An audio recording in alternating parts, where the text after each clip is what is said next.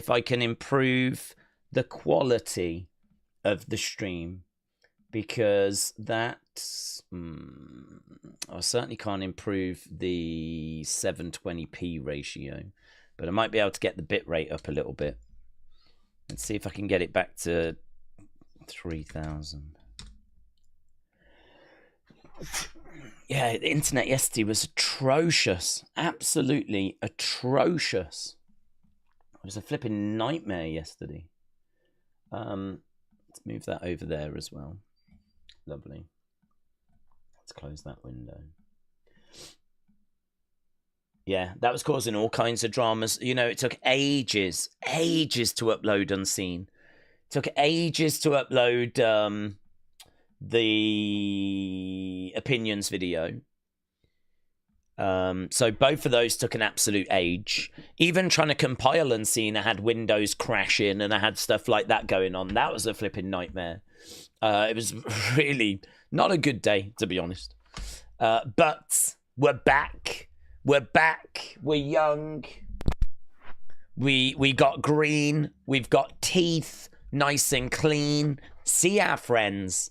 See the sights. Feel all right. That's how we're feeling today.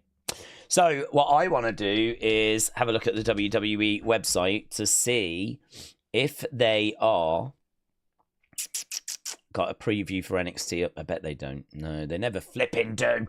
Right, so today we've got Femi against Charlie Dempsey. This is just a warm-up match for Miles Bourne, who obviously got the Battle Royal win.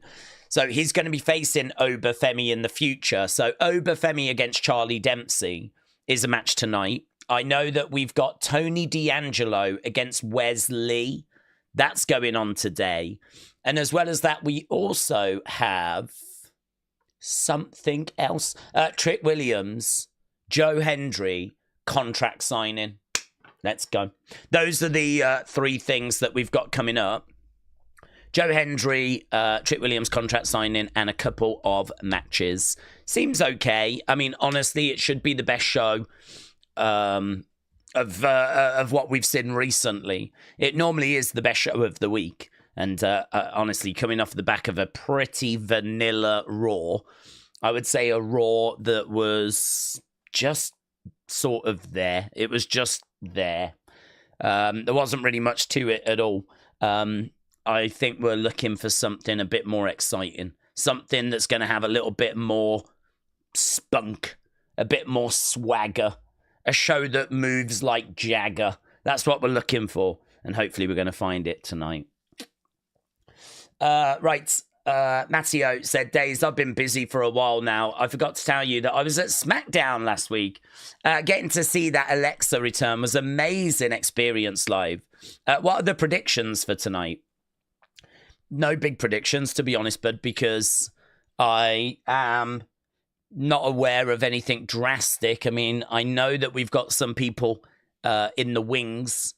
I know that there's like Hikuleo that we're waiting for him to debut. Lance Anoa'i, we're awaiting him to debut. Obviously, we found out where Jeff Cobb's gone, straight to the main roster. So, you know, there's not really anything that I'm coming into this show thinking, oh, maybe this is the week we get such and such. I'm thinking it's going to be a pretty straightforward episode. I think it's going to be an episode that's going to keep building towards Battlegrounds, and he's going to, you know, kind of keep just pushing things forward. It'll be very interesting to see what the next stage is in the Tony story. Riz put out a really fun video of her still being in the safe house. She's like, it's been 12 days. I think it's been about 19 now. So I don't know if we're going to see the Riz tonight, but she might still be stuck in the safe house. So, yeah, that was a fun little video she put out. Obviously, a little bit of dissension between Charlie and Miles Bourne. I don't know if we're going to explore that a little bit more. Trick Williams has got his sights set on Joe Hendry. Don't know what's next for Dark State. I have to see what they do. Femi has got to deal with Charlie. After that, he'll be Miles Bourne. To be honest, it might be that next week Oba fights Tavian Heights, which would be a really good match, actually. Because it doesn't really make sense for him to not face Tavion. I would imagine he will before Battleground.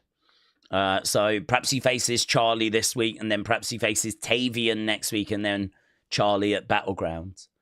In regards to the women, we know that we're building towards Jordan and Stephanie. So we kind of know what we're doing there. So, yeah, not much in the way of predictions. I think it'll be fine. Hopefully it's going to be more exciting than Raw. Raw wasn't bad. I gave it a 5.5. I would probably... It wasn't bad. I would not go below that. If anything, I would go to like a 5.75, but I wouldn't go below it. But I just found it to be a show where yesterday I was waiting for something to happen, something that was really going to grab me, something that was really like, oh, that was amazing. That was definitely worth tuning into the show for. You know, I was waiting for that. And to be honest with you, I was waiting and then the show ended. Like, I never got it. So it's one of those where it's like, it wasn't a bad show. I was just waiting for that big kind of dramatic talking point. It never arrived. I couldn't find things to really do reaction clips to. I couldn't find things to really do much of a talking video on, you know. I did actually record the video. I started recording the video for Why Do You Think Finn and Roxanne Are Talking? I actually started doing it. And as I was doing it, the video popped up in my feed of Roxanne and Julia going their separate ways. So that completely changed that video then. Because there was a lot of people saying, I think Roxanne and Julia are going to do this. I think Roxanne and Julia are going to do that. And all of a sudden, here's a video showing them kind of going their separate ways. So all of a sudden now, Roxanne and Julia aren't doing anything. So that yesterday was annoying. The internet was being annoying. The fact I did a video that was immediately void was annoying. The fact it took ages to upload stuff and folders were crashing, and it was horrible. I was quite happy to go to bed, get up and start again. So, yeah, here we are. We just did a member stream, which I was quite pleased with. I think that went quite well. I was quite pleased with that. And honestly, I think tonight should be good. Who doesn't look forward to NXT? Hey, it normally delivers. Raven said Raw was bad. Kader said it was underwhelming. Raw was boring. I fell asleep after the CM Punk Seth group stuff, said Jamie. Yeah, I think it's one of those. You're going to get these shows. I just think the problem is that we've had quite a few in 2025. And actually, you know, if you have a look, I haven't got it to hand, but if you have a look at the second channel, you know that's where all the scores are from the community. So on my second channel, that Wrestling Daze Opinions channel, I always do a poll asking you guys, what do you think of the show, yeah? And it came out like good, okay, overwhelmingly good, okay. But to be honest, that's quite low for the community. The community is almost always great. So for it to be down good, okay is quite eye-catching. I think it was about 9% said it was bad. About 9% said it was a bad show, which is quite a lot as well. That's knocking on the door of double digits, and there are not many shows that knock on the door of double digits for bad. So, I got the vibe from the feedback that it was a show that people weren't overwhelmingly in love with. I also saw a clip doing the rounds online of Vince Russo. I don't know what he's like with his opinions. He might always be like really negative. He might always be really down on WWE. So I don't know what he's like with his opinions, but he was saying that it felt like a house show and that there was like moments that popped the crowd. There was moments to get like cheap pops, but it was only moments that mattered just in that moment.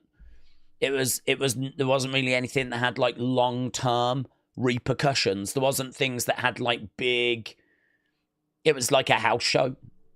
And I was like, do you know what? That's actually a really interesting point. That is what the show felt like. It had its moments. Like there was fun little bits, but they were just little bits. They were just little house show pops. They were just little things that were just in the moment, you know, a nice move, a fun finish to a match. But the winners of the matches didn't really matter. None of the matches really matter. Even the tag match, where the winners got to face the tag champs, even that was irrelevant because we found out that both teams are going to face the champs. So even that was irrelevant. The winners went to face the champs. And then because of the outside interference, the losers got told they can face the champs as well. So it's like... And obviously a main event that, again, just a load of women chucked together in a, nothing. Didn't mean anything. There was a little feud that was going on, but it didn't mean anything, did it? What if Roxanne and Julia had won? Would it have changed anything? No. Wouldn't have changed anything. So it was one of those. It's in the rear view mirror. I'm not going to say it's a bad show because there's, that would be like saying a house show is a bad show. I would happily go to a house show and watch it, have a good time. Doesn't mean anything. There ain't going to be any big title changes. I'm 99.9% certain of that. It's not going to be none of the results are going to matter, but you're going to see some fun moments. You're going to see some fun spots, and I think that's kind of what we got from Raw. So I wouldn't say it was bad, but I don't know. If you go with the mindset of, but Raw is Raw, it's not a house show, you should expect more. I could understand that. And I think that's why a lot of people had low scores. But equally, I think there was people that watched it, enjoyed it for what it was, didn't think about long-term stories, didn't think about, I need OMG moments, or I need a swerve, or I need something, right? They just watched it for what it was, enjoyed it, and they gave it a decent score. So I don't want to say it's one that divides opinion, because I think there was definitely more people that were down on it than up on it. But there was definitely people that were up on it as well. And I think I can see why. I think they just enjoyed it for what it was. Nick the Chain Guy said that WWE need to bring back the Mean Street Posse to liven the show up. They've got a cult following. Watching them getting absolutely battered by Rusev or Carrion would be hilarious. The Sick Horror Kingman said, I love the Lost Boys. That's my wrestling gimmick right now, but it's not horror to me. Corey said The Rock was on American Idol, trying to steal the contestant's soul. Oh, that sounds just like him as well. Nightmare said WWE needs Shane O'Mac back. Imagine that. Here come the money. I can't sing. My voice isn't there. I'm normally like an angel, but not today. Johnny said throwing out the number one contender and making the match a triple threat or a fatal four-way is the new favourite match booking for creative. It's lazy booking. Andoru, is that how you say it? Andor Waiku. And says Joe Hendry has to join the next session of The Masked Singer. Would people know who he is? Wrestling fans would. Alexa was on it though, wasn't she? That's the problem I find with The Masked Singer, is that sometimes the people on there are just people that there's no point trying to guess who they are, because you don't know who they are anyway. I mean, imagine not being a wrestling fan and then all of a sudden it's Alexa Bliss. You'd be like, I was never going to get that. Like, the celebrities need to be, like, really well known for it to really work. And they're not. Even in the UK, they're not, to be honest, though. It's not a show that I tend to watch. I saw it a few times, took a few guesses of some people. Turned out it was people I never knew, and I was like, that's me, out.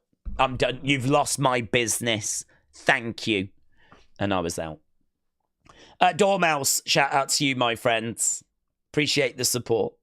Heelface said Joe Hendry reckons he's wrestling Cena before the end of the year. Nick said Alexa and Jericho were on Masked Singer. I got Alexa right, says Nick. Daniel said, I believe in Joe Hendry. Daze, why can't you?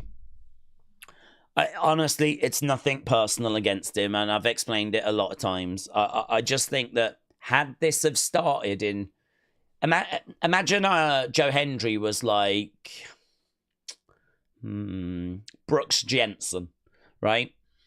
Or he was like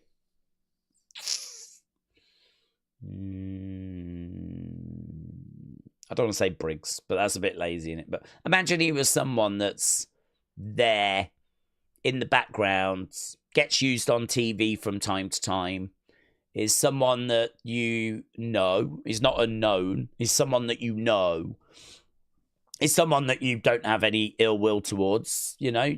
I like them, but they don't move a dial for me or anything like that, you know. If they're on the show, fine. If they're not, I'm not bothered, right? Yeah, that's Brooks Jensen in my mind, right? Briggs and Brooks Jensen.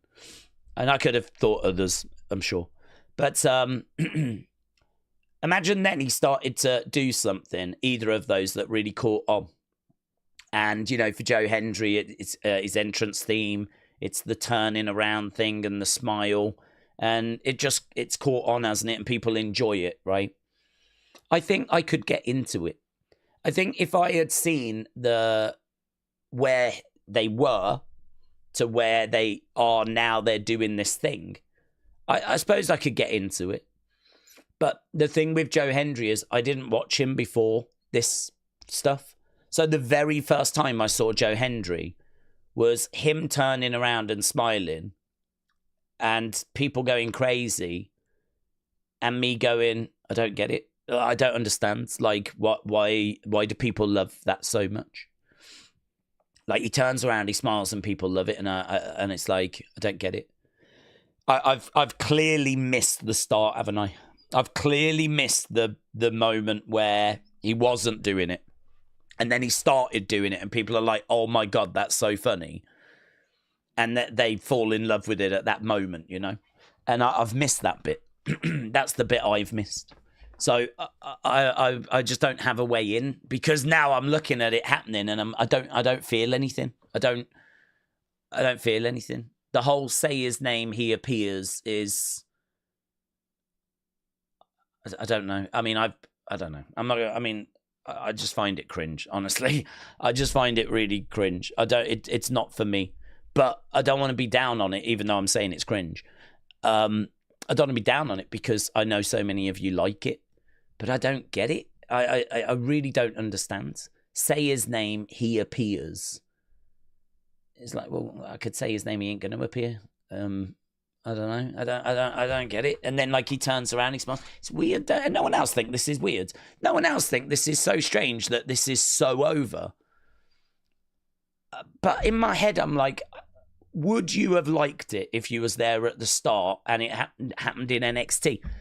Maybe I would. Yeah, maybe I would. Maybe if, like, Brooks Jensen, who is trying to find his way forwards, all of a sudden started doing that. I suppose in a way, is it a bit similar to that? And it's like, you know, I'm coming in now and everyone's doing that. And, you know, I might look at EO and be like, I don't get it. Why does everyone love that? Why is that such a thing? But I love that. You see what I mean? It's hard for me. Why does no one think about me in this situation? Yeah. Why is that? Daze, you're being moody. Why don't you like Joe Hendry? Blah, blah, blah. But it's like, I'm the one that is trying to figure this stuff out. I just don't, it doesn't grab me. I don't feel it. I don't understand it. I don't get why people like it. But I love that, you know? And there's people that love doing that. And Jericho's list was massively over, wasn't it? He'd click a pen and people would flipping lose their minds. Like, wrestling's weird in that way. So, you know, I think you just have to be there at the right time. Or at least I do. So, yeah, I don't know. I don't get it. For me, in this feud, and it is worth talking about, for me, in this feud, there is no doubt in my mind who I'm supporting here. I don't even understand the feuds. I mean, Joe Hendry is so over. I don't know why we're putting him with Trick Williams, but we're putting him up against Trick Williams, who was over but has now started being a little bit moody. But the NXT fans are sticking with Trick as well. They're supporting both. But, Yeah, I'm clearly Team Trick, aren't I? So I don't know. It's such a weird feud. You'd think they'd put Joe in there with a monster heel, but I don't know. Put him in with one of the most popular NXT guys. Let's see how that goes. So I don't really get that feud. James said, "And you love Wyatt sucks." I know. I don't get it. I will be the first to say I don't get it. To me, it comes across as cringe because it's just a guy turning around and smiling, right? Which, even if it's funny at first, how many times do you need to see it? Does it not lose its entertainment value? But don't answer that, because there is so many comebacks.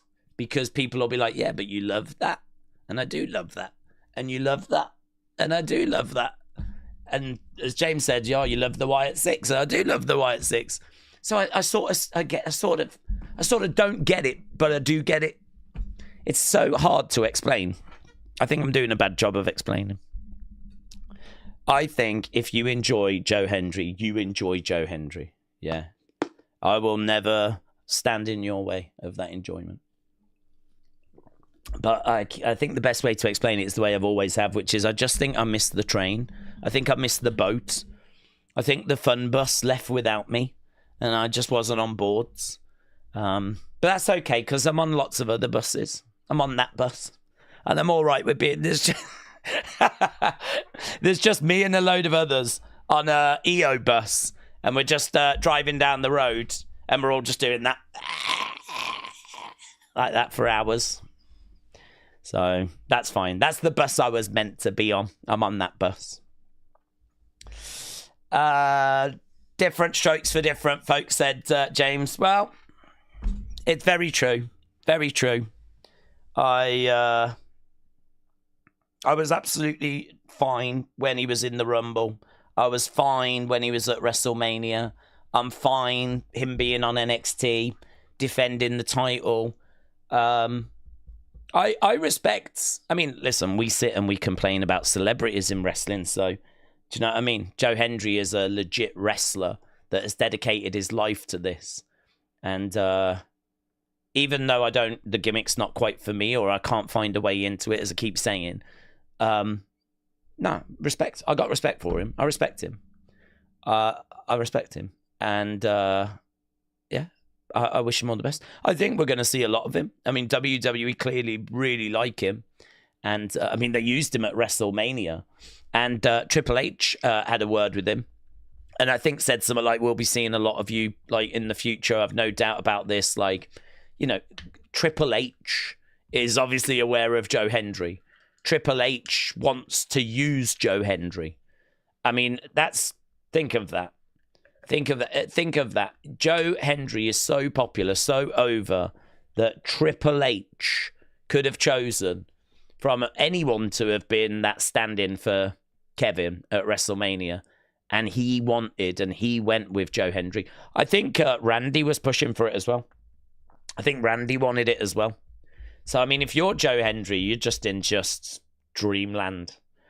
This is why all the stuff about it being buried and all that stuff, I mean, you just, no. You've got Triple H, the guy that's in charge of creative. You've got Randy Orton, one of the biggest. Let both of them find you entertaining enough that they want you to be that person to replace Kevin Owens at WrestleMania. And there is, for some reason, some sort of downside. What? Because he lost in like 3 minutes. Like, mate, he won the second he walked out. So, listen, could have been Travis Scott, couldn't it? So shut up. That's my response. But it wasn't Travis Scott. You got a proper wrestler. So be thankful for that. So there we go. That's the Joe Hendry conversation. Daze likes to keep wrestling in a box. In a beautiful box. I don't think I've ever had a curry chicken, said Cringe Wolf. Curry chicken? Really? I love Sabu, but he made the decision to wrestle, said T85. Days, Joey Janela and GCW are in hot waters regarding Sabu, said Big Time. I've only seen something in passing there, to be honest. You know me, I really focus on WWE. So I give stuff like that a passing glance. Apparently, there was some drug that he took, which Joey Janela said is like legal in the majority of states and all this, and it was his team that gave him that drug, and we don't even know that drug has got anything to do with his passing. So I don't know if they're in hot water. I'm leaving it. It ain't got nothing to do with me, and because it's not WWE, I ain't gonna dig into it too much. All I know is that he got given a drug. But Joey Janela online said that it was his team, Sabu's team, that gave him that drug. And it's a drug which is legal in loads of places. And Joey said that he just wanted to give Sabu like a great final payday for a legend. That was his main focus. I mean, I don't remember seeing of any drama after the match. It's only because he's now passed away, but I don't know why he's passed away. I don't know that it was because of injuries from that match. But to be honest with you, Sabu has run so hard throughout his career that he is... Do you know what I mean? He is just he's pretty beaten up. So, I mean, I just think that it was going to catch up at some point. I don't know that GCW and Joey Janela need grief. I don't know that that's right to put the blame in their direction. But, you know, people might be like, no, they did this, they did that. They were negligent, all this. Maybe that's true. As I said, I've only seen a couple of things on it.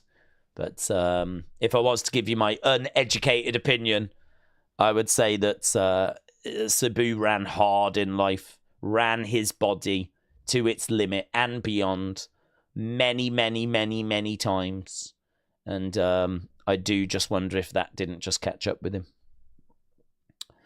I've taken it for perspective that 3 days after my last lumbar spine surgery, it really is not what people think. What do you mean, Trini? What's that?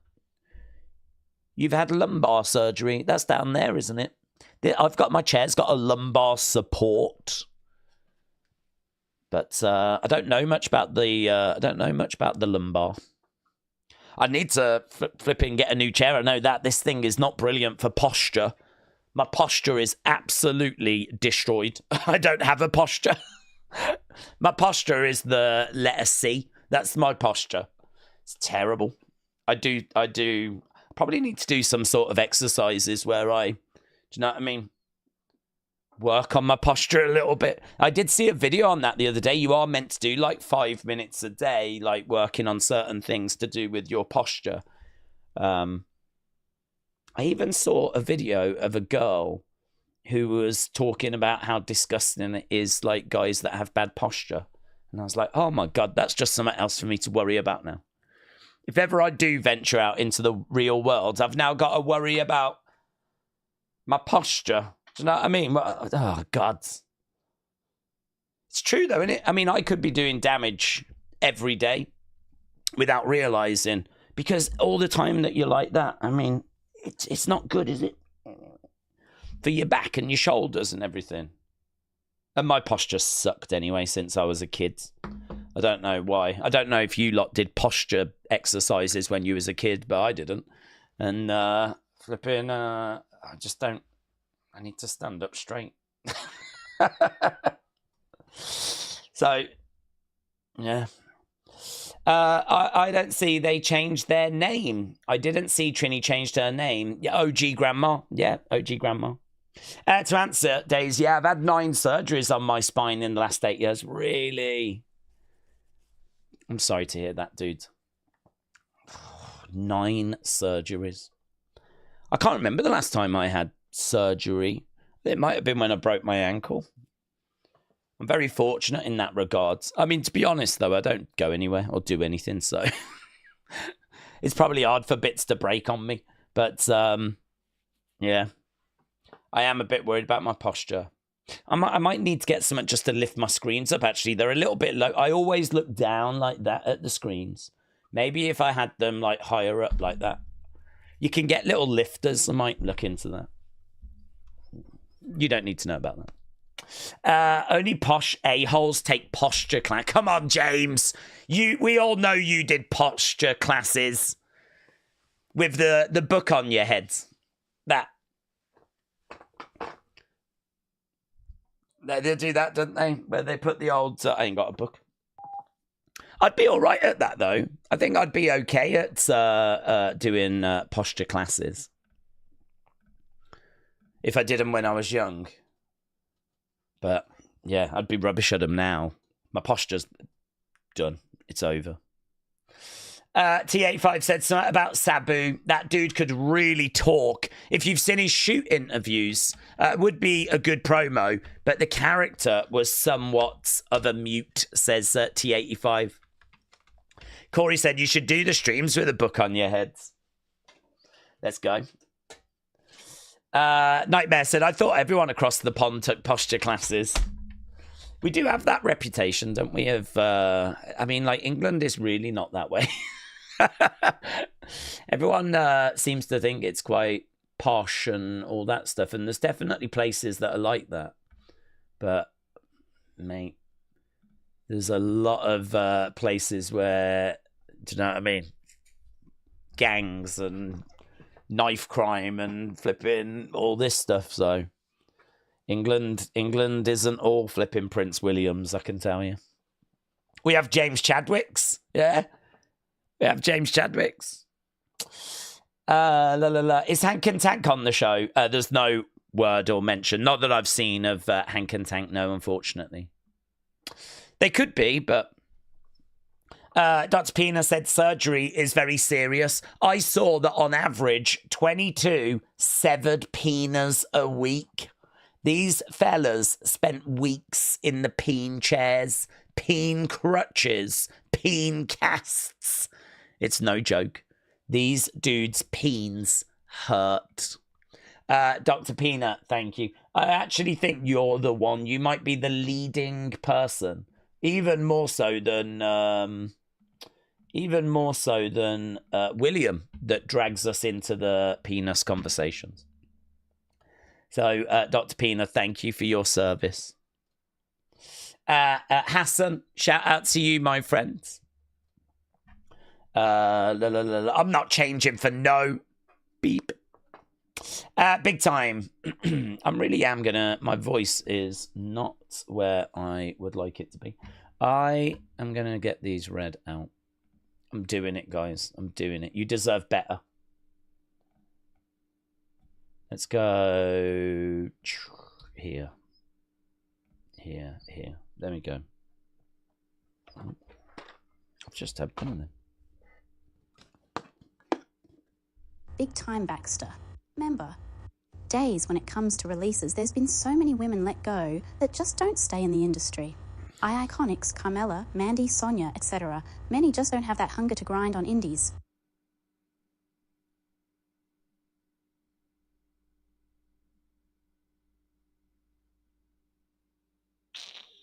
Don't know.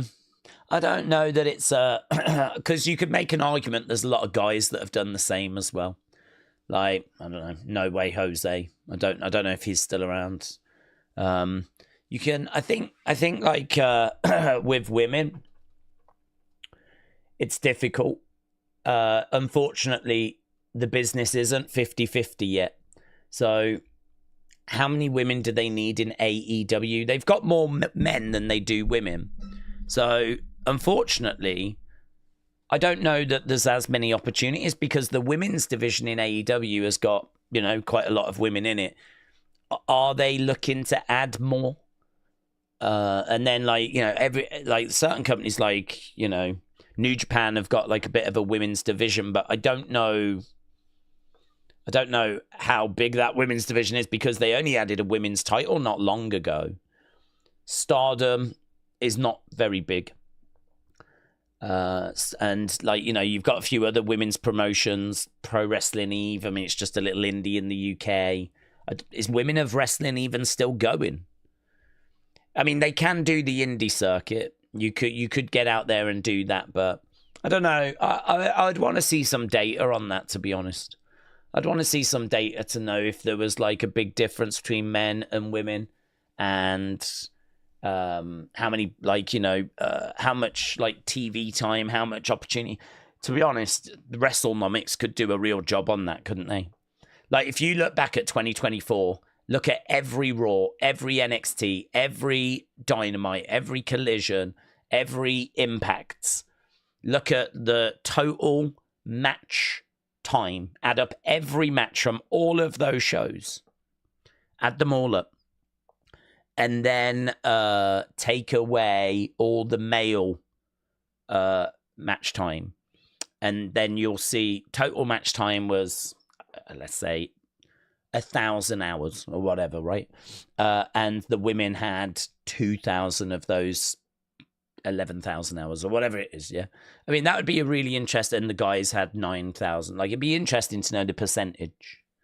It'd be interesting to know. I don't have that data. But I certainly don't think it'd be 50-50. I think the men would have considerably more. As a starting point, tag division, there's trios and there's tag belts in AEW. I don't think there are for women.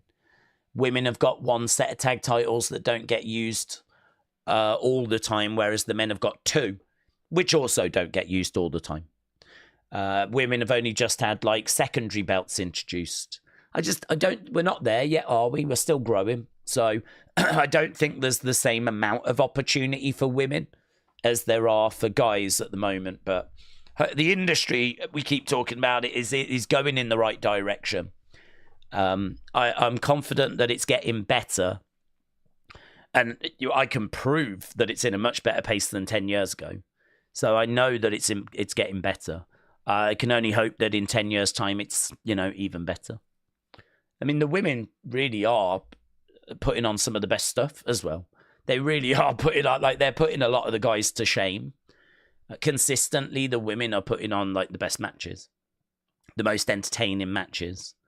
It's just, can that translate into star power? And we are seeing that happen with Rhea, Bianca, Io, Sasha, of course. I'm just trying to think who's over in AEW. Toni Storm. Oh, God. Look at what Toni Storm's doing. She might be the most entertaining wrestler just overall at the moment. So, yeah, I don't know. I'd like to see some data on that. I know we don't have any, but I've got an Instagram, but I don't use it anymore. I do have Discord, though, said Soul Blue. So we've got a Discord at Soul Blue. If you're around, jump in. Actually, have I got the Discord in the thing here? No, it says I don't. I think I must have done a terrible job. I'm going to see if I can... Oh, I'll do it after. I was going to do it now. I'll do it after. Adam said that women's division, they can wrestle. They really can. Nightmare said, for anyone interested, there are ways to watch OnlyFans for free. I can't say how, because I don't want to contribute to the delinquents of minors, but there are ways. Nightmare, drop me an email, but wrestlingdaze@gmail.com. But I don't get a chance to go on it too much, to be honest, but I'll keep an eye out. Wrestlingdaze@gmail.com. That's just for Nightmare, by the way. Yeah. Horror Sick Kingman said, I think if Joe Hendry signs with WWE, he won't be anything special. They're already getting the best out of him now. Maybe. I don't know. I think at some point, I've got to think the turning around thing is going to run its course. And so, what then? What can he move on to then? Hopefully, he's kind of giving that some thought now. But to be honest, that might get him to the dance. And then it's a case of, can he get his personality to come through, Perhaps he won't need another gimmick because he'll be where he needs to be, Perhaps that'll get him to where he needs to be. And then he can start to move away from that and actually try and be a little more... I don't know. He can cut some fiery promos. He did a good promo on Trick the other week. Jamie said, I knew nothing about Toni Storm until after her famous promo. And wow, she's so good. I don't watch AEW, but I do keep an eye out for what she's doing. James said Daze wants to get his freak on. Always. Uncle Rebel said, I can't wait for Stephanie to be on the main roster. Cringeworth said, my daughter got hers to work, but for me, mine is a piece of bleep. What is that? What do we think that is, guys? Cringewolf said, my daughter got hers to work, but mine, it's a piece of bleep. What could that be? And don't say anything sexual. Don't say anything sexual. They better not get Deaf Rebel, Joe Hendry said, yeet gods. I am launching a sleep token inspired collection in my jewellery line. What's that, Nita Nitro? What's a sleep token? What does that do? Daze, you are actually hilarious. Soul Blue, shout out to you, my friend. Shout out to you. But they are so good, said Rareberry. What, sleep tokens? Guys, you need to take this. Flipping Donald Trump put a tariff on sleep. Do I need tokens now? Sleep token, not sex toy. They're a band. Huh? What are you on about? Is Sleep Token a band?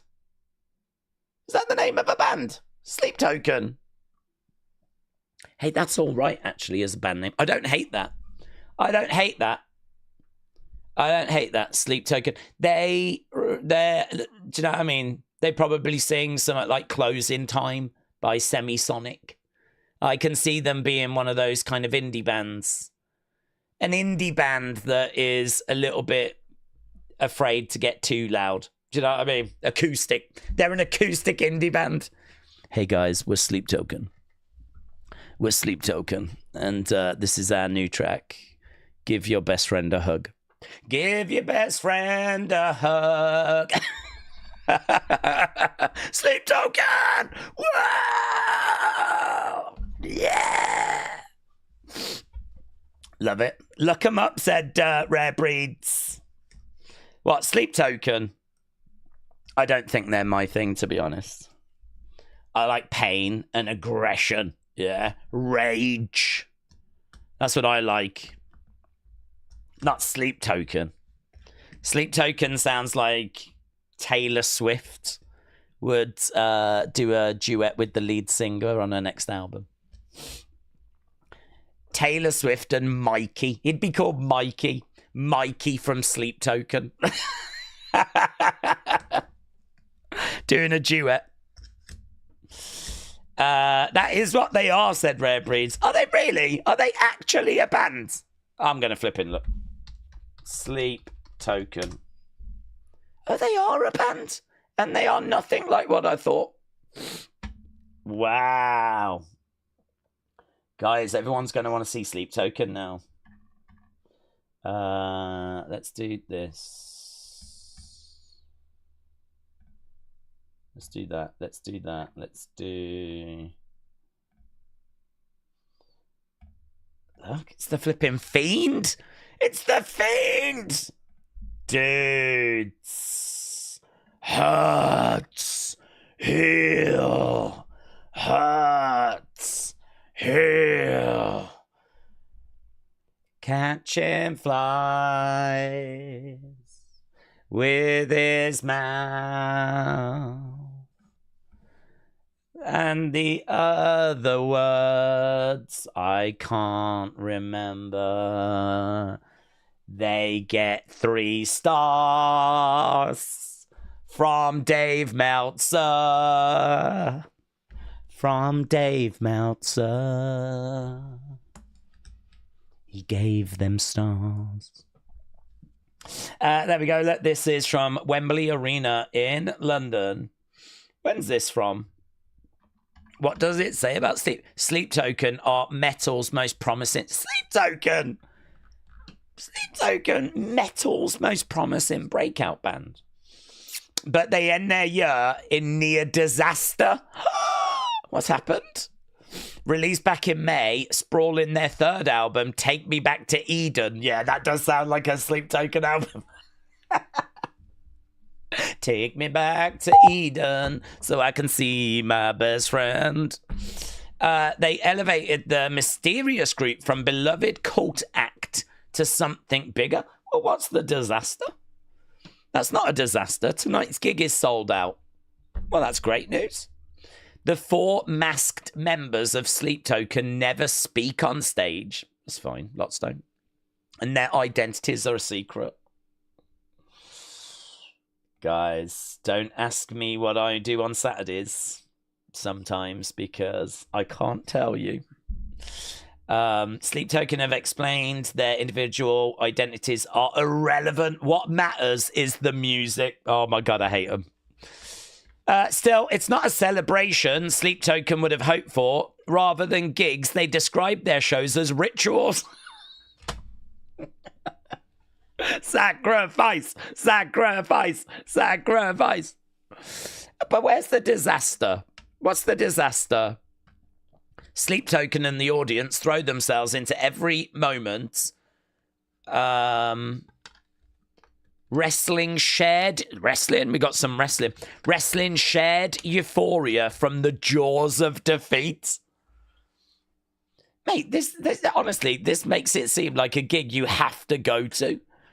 You've got to go to this because it's a ritual that's also a gig where they are constantly on the verge of crashing out. But somehow they always manage to wrestle their way back to putting on a good show. So there we go. If you did want to learn about Sleep Token, I think we have. Haven't we? Look at that. Dave Meltzer, 3 stars. Check him out. Nothing like what I was expecting.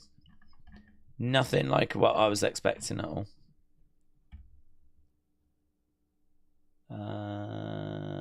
Boom. Lovely. Daze is definitely lead in Sleep Token. Backstreet Boys, Verve, Jamie T, Stereophonics, and so on, so on. What, those are your favourites, are they, Edward? James said, Evolve better put their show up properly tomorrow. Yes, they had. I am very hopeful that they will. Last week, obviously, we had a 24/7 flipping week-long backlash stream that they were doing, which shouldn't get in the way this time. The disappointing thing is that last week was actually a really good, really flipping important episode. I would say by far the most important episode since the debut. And that, of course, would be the one that we would miss. They showed off the new championships. And not only that, I am not just saying this. I am 99.999999999% certain. There is just a little tiny shred of doubt, just tiny whisper.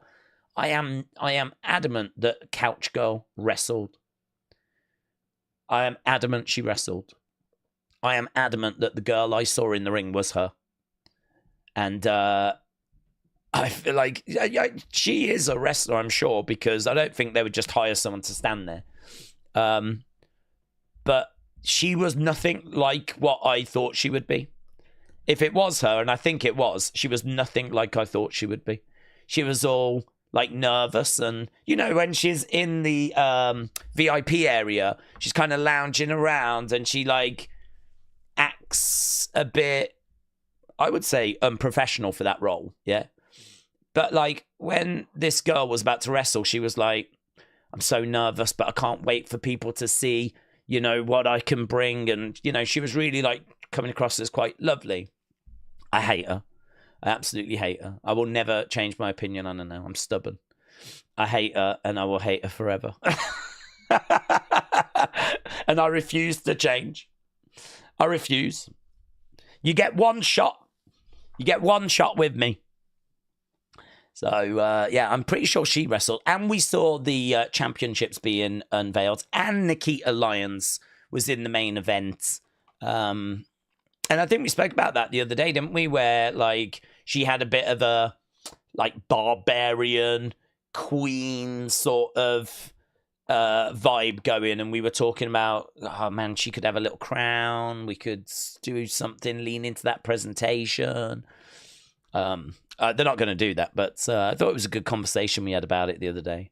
So there was loads to talk about in regards to Evolve. Genuinely, I think there's some people that think we just watch it because we're trying to be like anti-AEW or something, which I don't quite understand because we did plenty of Wednesdays where we didn't stream at all. There was plenty of Wednesdays where we just didn't do a stream. So it's got absolutely nothing to do with AEW. But I do get people saying quite often, why do you watch Evolve? Why don't you just watch AEW? And it's like, because I don't like AEW. I don't want to watch it. I watched it for a long time and I slowly fell out of love with it. I'm sure there are good stuff about it now. I mean, you've got Tony Storm, you've got Ospreay. It's no shade on AEW, but it's got nothing to do with AEW. I genuinely watch Evolve because I enjoy Evolve. I think Evolve has really found its feet. I think it's really found its feet. Sean Legacy's great. Sean Legacy against Lexis King tomorrow on Evolve.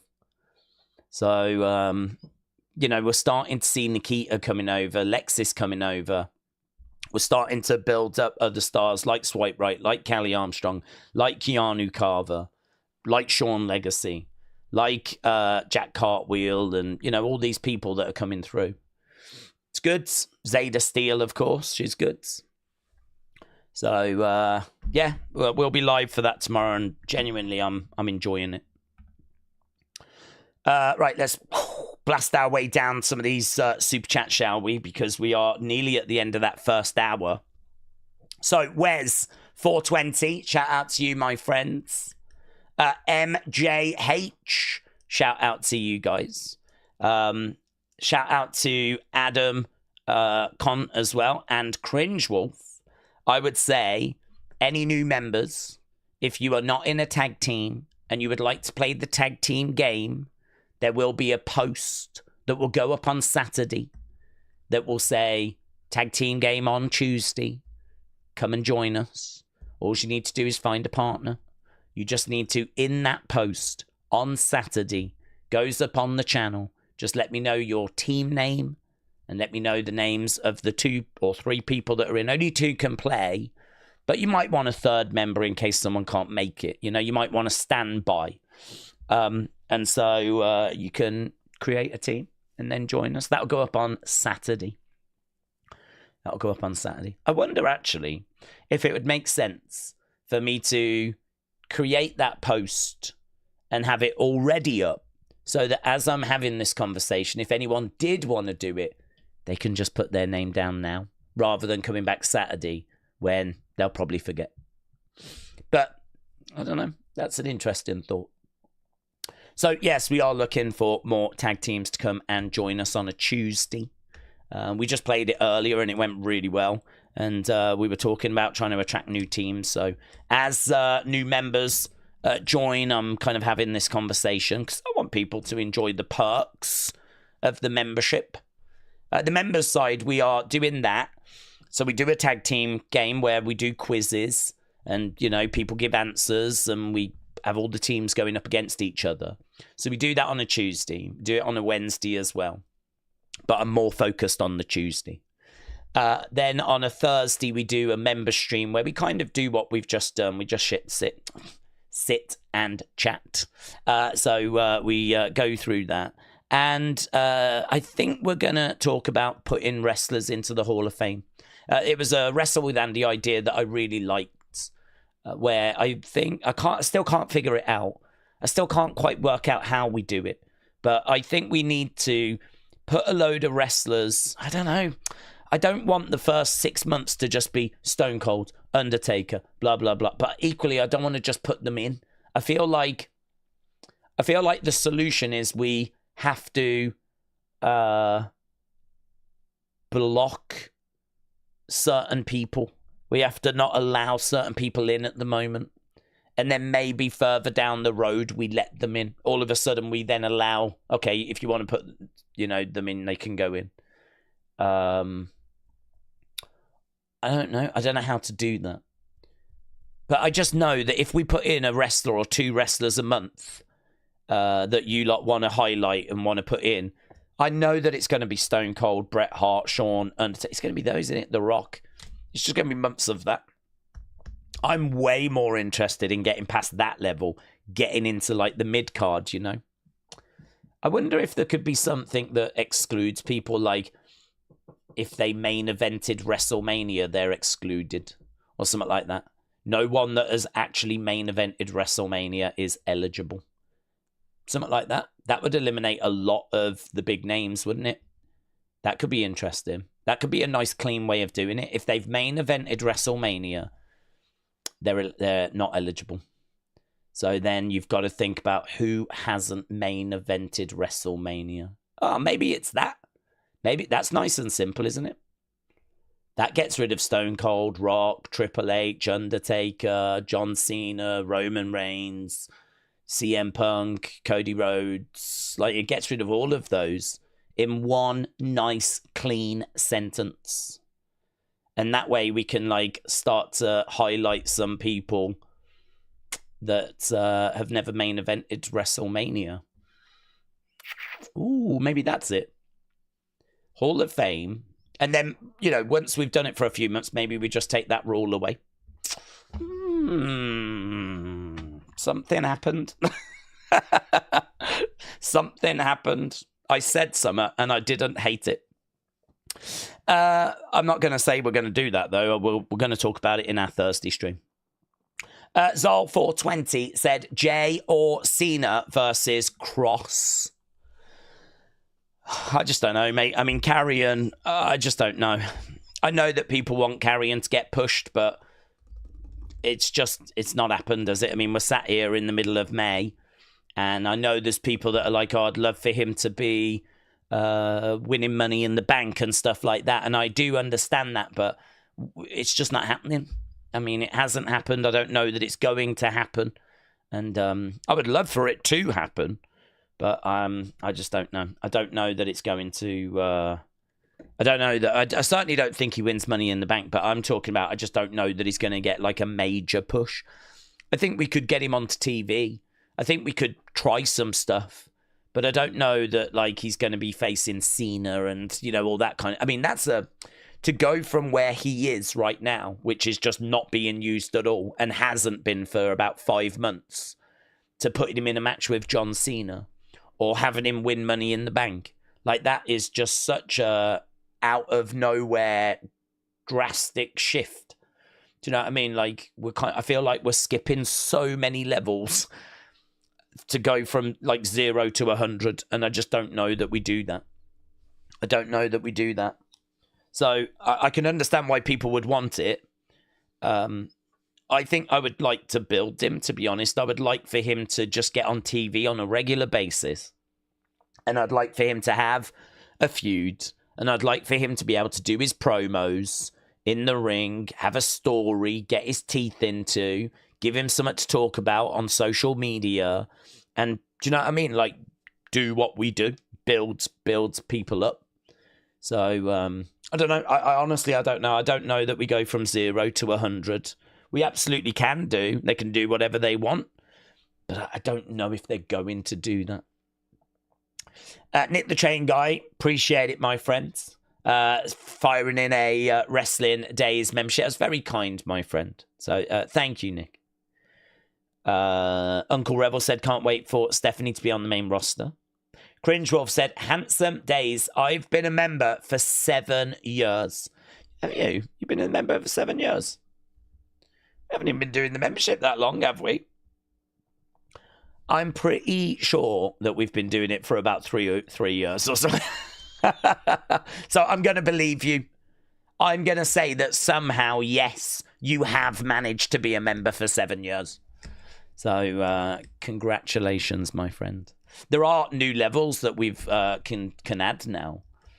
I sort of feel like that might need to change as well, because the logo next to the name, I don't know that people really know what that means. Maybe we can change it so that it's a lot clearer how long people have been members for. Perhaps we just put like a number and it says the amount of months or something like that. You know, if you've been a member for 3 months, 4 months, 5 months, perhaps I can change it to that. Perhaps that would be better. I really feel like there is so much we need to talk about on Thursday on the members side. As more members are joining us, I keep saying it just breathes life into everything. It just makes us look at everything. It makes us question everything. And I'm definitely down for having a look at that. So we got Hall of Fame stuff. We've got the thing next to people's names we can look at. There's emojis. I know that people have been talking about getting new emoji things made, which we can absolutely do. The sky is the limit.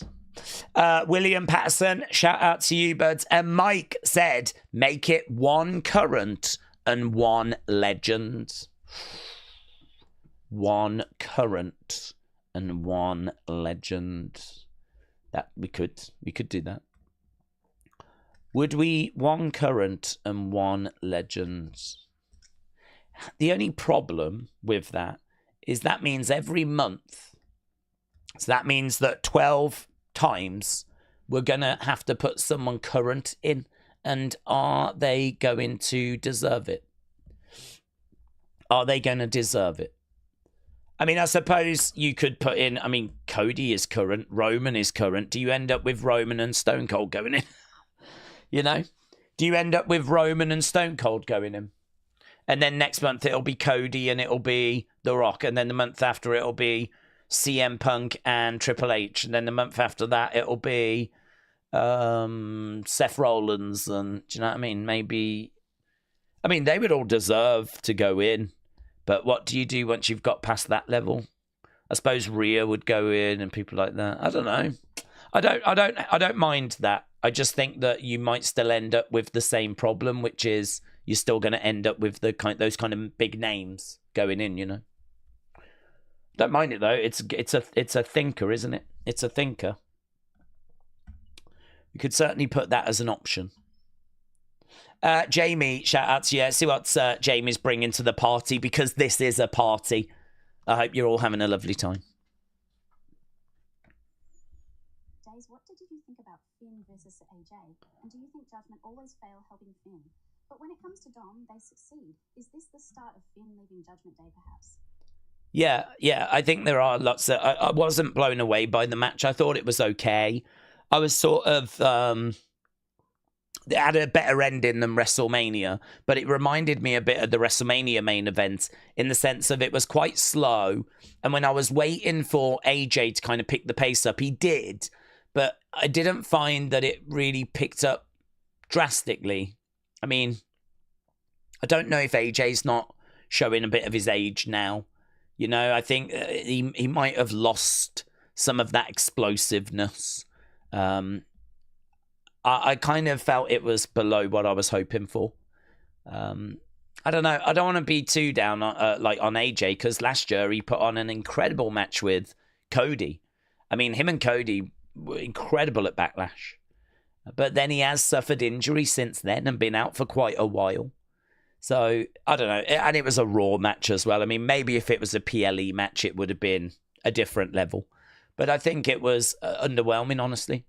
I don't think that it reached the heights I was expecting. Off the top of my head, I think you lot said it was good 95%.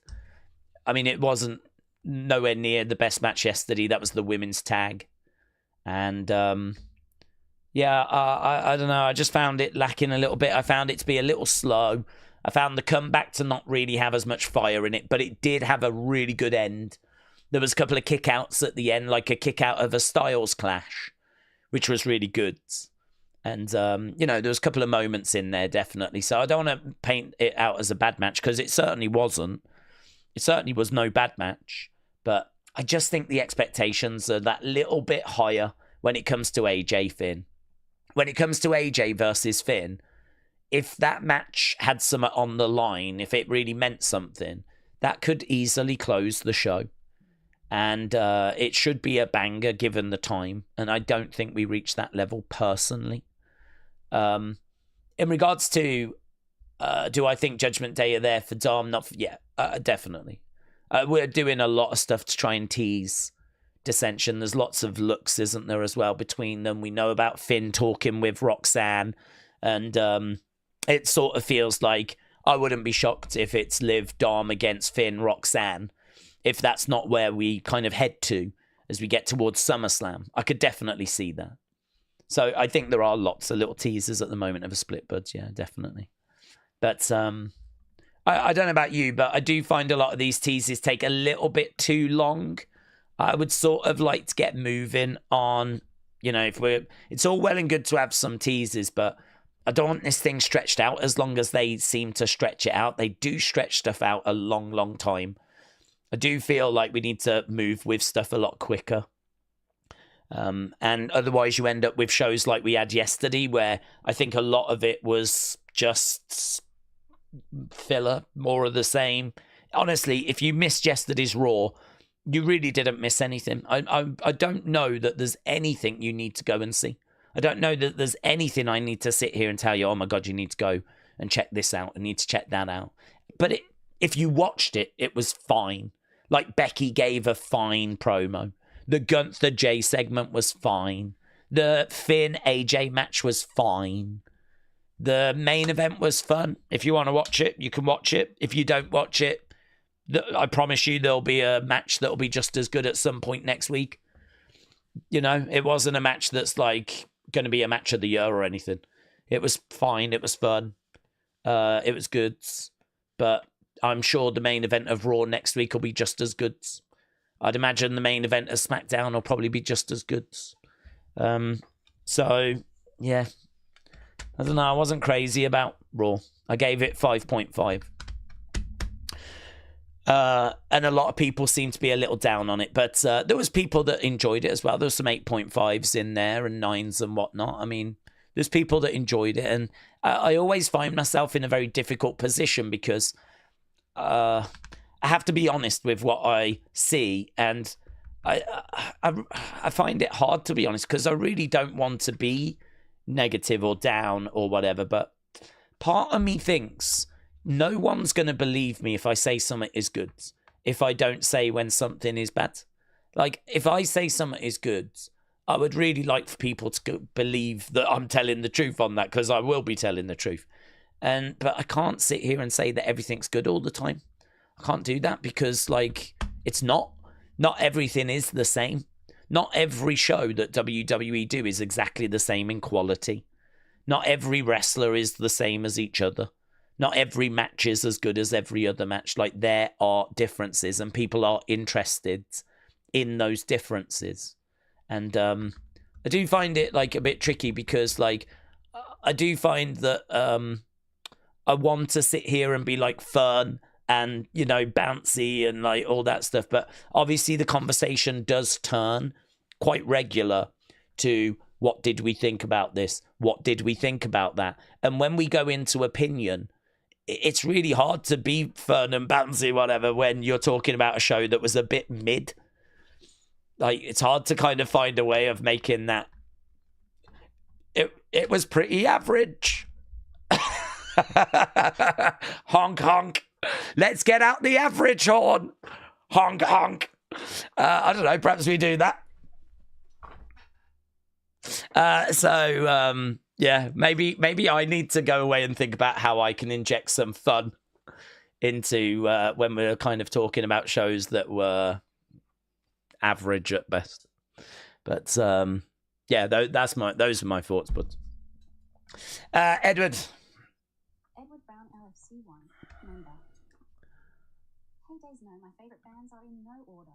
The Verve, the Stereophonics, AC/DC, Aerosmith, Trans Cranberries. He's not a band, but I like GT Zombie. Also, I like Kings of Leon and all that's Bud W. Bye. What's your favourite album? That's a really interesting question. I know it's not a wrestling question. I'm not bothered. What's your favourite album? If I was to reach for one album, I don't quite know. It's a question I've been thinking about recently. I'm actually currently putting loads of my CDs onto my computer so that I've got like digital copies of them. I just sometimes I find I want to play a song and like rather than just like search for it on YouTube. And I don't know about you, but sometimes I find that the videos for songs have like long intros, or for some reason they want the video to interrupt the song. Do you know what I mean? Like I think there's a video for Daft Punk, Da Funk, where the guy's got the player and he's walking down the street and he'll be talking to people in the video, but it's cutting over the music. Like they do that sometimes. It's like, I want to listen to the song. I'm not interested in following the story of the video. Like, do a video that's just for the song, and then do a video where you're telling your story, whatever you want to tell. But I'm here for the song, actually. Like, there's loads of those in the where there's like a flipping 2-minute intro where they're at a calf. Oh my God, did you hear about what John did the other day? No, I can't believe he treats her that way. And all this kind of stuff. And it's like, where's the song? Where's the flipping song? So I was like, I'm going to put a few bits up on the computer. So I've been thinking recently about, man, what is my favourite album? And honestly, a quick, like few that would come to mind. The Verve, Urban Hymns by The Verve. Couldn't imagine my life without that album. I remember going to on a school trip, right?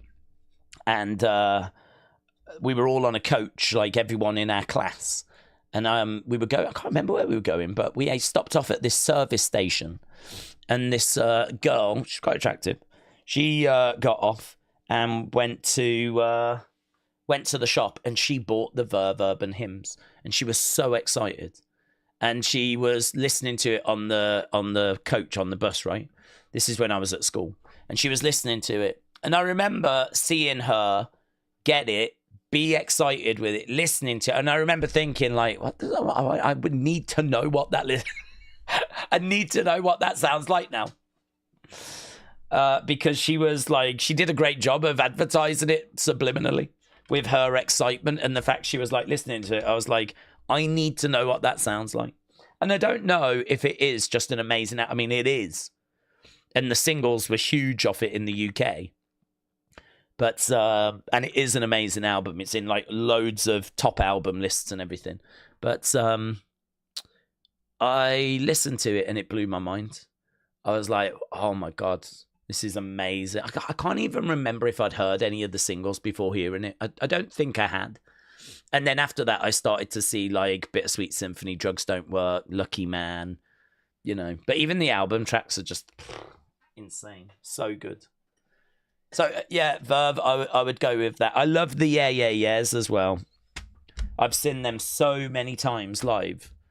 Their first album, Fever to Tell, would have to be in the list. But then if I was to look at the classics, I'd have to look at like... It's hot. Do you know what? I tell you what album I'm really starting to get into. An album that if I get chance, I really just want to play it from start to finish, because it's an album I've always wanted to love, and I've given it a listen. I've been like, yeah, I get it, but I don't love it at the moment. But I'm starting to love it. Marvin Gaye, What's Going On? If you look at any top album lists, Marvin Gaye, What's Going On is normally around. You'll get Revolver, you'll get Sgt. Pepper's, you'll get Marvin Gaye, What's Going On, you'll get probably a Radiohead like OK Computer. If you have a look at like top lists, Pet Sounds, obviously Beach Boys, that'll be up there. Maybe Pink Floyd, Dark Side of the Moon. But yeah, Marvin Gaye is normally around. And I keep listening to it and I'm like, I like it. It's got a nice feel to it, but I don't love it. But I was listening to a couple of tracks and I think they're starting to resonate a bit more now, and they're starting to grab me more, and I'm like, I'm loving it. I'm starting to love it. So Marvin Gaye, What's Going On, I think is going to be a real growing album on me. So and you know, Songs in a Key of Life by Stevie Wonder's amazing as well. But of course, I mean, there's only one correct answer, as we all know, and it's Sleep Token. Sleep Token and their latest album. That's the only correct answer, isn't it? So we're all Sleep Token heads. Finley said, so real Mushmeister finally learnt the true meaning of going on the peeve last weekend. My life will never be the same. I feel like I've been born again. Finley, you finally learnt the true meaning of going on the peeve. I don't know what that means. Going on the peeve. Do you mean like going on the pish? On the lash? Is it one of those? I've never heard the peeve. I've heard of pet peeves. That's my cover album of pet sounds. Pet peeves. Mate, that would kill in a music store. In a music store, that joke would land really well. Here, it's probably lost. So Finley, shout out to you. I guess you mean going on the pish. Nick said, have you got a guilty pleasure wrestling theme song that you like but you wouldn't want to admit to? Mine is American Male's theme song in WCW. It's corny, but it's a classic. Honestly, I don't think there's a theme song I would worry about admitting that I liked. Oh, well, I really like Kamala's. And Kamala is obviously a bit of a character that divides opinion, yeah? Is definitely a character that can provoke conversation, but putting all of that to one side, I love that character. When I was a kid, I loved that character. I wanted that character to just achieve great success. I wanted him to be a champion. I don't know that I was thinking he'd go on to be a world champion, but I'd love for him to have won the tag belts or for him to have won an intercontinental title. You know, I really enjoyed Kamala. I think his music, which is like chanting and that kind of tribal kind of vibe, I loved it. I really loved it. I thought it was brilliant. So, I mean, I don't know that I would necessarily walk down the street and listen to it, but I really love that character, and I've loved that character when I was a kid as well. So I don't know that that's like a guilty pleasure. I mean, it's one that I really genuinely enjoy, and I don't know that everyone feels that same way. In regards to like, saying it because it's a bit embarrassing, I can't really think of any that's embarrassing. I can't really think of any music that's like, I mean, Mr. Ass was funny, but I didn't love it. Not really. I'm trying to think if there's anything embarrassing. None come to mind. American Males is fine. I didn't love it, but it's fine. I could understand why you enjoyed it. Daze, can't hear the voice. What do you mean? Can't hear the voice. Oh, I got you. Oh, this one. Got you. Yeah, okay. So I'll replay Edward's then. Edward Brown LFC1, member.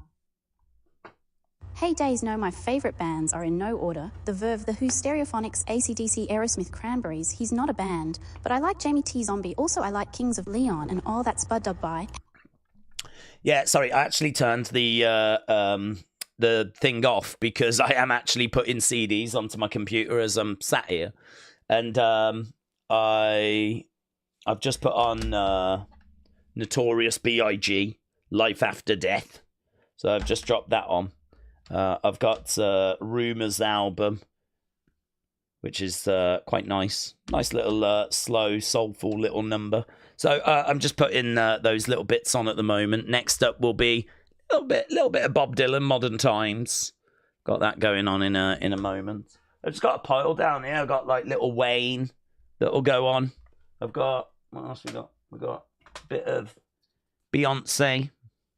We've got a little bit of Yeezus. I don't know if I should put that on these days. I mean, I bought it in the sale, yeah. So I got a bit of Yeezus, which I don't know that I've ever actually sat down and listened to that album, you know, from like, I know a couple of bits on there, of course. We got, what else? We got Janelle Monáe, brilliant R&B. Oh, I think she won maybe a Grammy for this album. That might have won Grammy for like best R&B album back in the day. I just got an absolute stack down here. Got a bit of Enter the Wu-Tang Clan, Low End Theory. Here we go. Now we're flipping talking. Songs in the Key of Life, baby. That's my cousin's favourite album. And it is flipping sick, mate. It's got Sir Duke and I Wish and As and so good. Are they both in there? Yeah. I'm terrible at putting stuff back, so sometimes I open my CDs and they're not even in there. A bit of Texas as well. Bit of Texas. So yeah, I turned it off because it's currently doing that, and when it finishes, it goes bing. It makes a really annoying sound, so I thought I would save you from that. But it meant I turned the voice off. Right, I wanted to read some of these answers. Buff Bagwell's Buff Daddy theme said Nightmare. Tommy said, I like Kamala. I enjoyed his music. The Verve, it would be Bittersweet Symphony or The Drugs Don't Work. They're fantastic. I do like urban hymns. Have you ever listened to Jamie T? Yeah, I don't know that I've got his album, but I know he's released a couple, but he had, was it called Panic Prevention, something like this? And it had like, it was him sat on the floor with all these vinyls on the floor. Yeah, he's fine. I don't love him. I don't hate him. I remember listening to that album in particular when it came out. It was a big album, that was. I remember it playing in the store on flipping loop. So he had a few big hits off that, and he followed it up, but I can't remember really what he did after that. I think he started to kind of fade like most people do. Jim said right to censor. Oh my God. Let's go. Rave with it. Be like rave hour. Rare Breed said that's better. Rhea Ripley, brutality, said Elizabeth. Daze, where's your Kesha CD? I don't know if I have a Kesha CD. Is that the TikTok girl? TikTok can't stop burning. I think I've probably got that track on a compilation, but I don't think I've got her album. Rare Breed, shout out to you. Edward said, have you got any Alicia Keys or Alexandra Burke? I got Alicia Keys. I got Alicia Keys down here, I think, actually.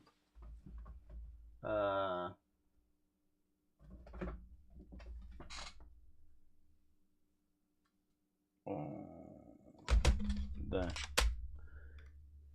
Diary of Alicia Keys. I don't actually know all the tracks that are on this.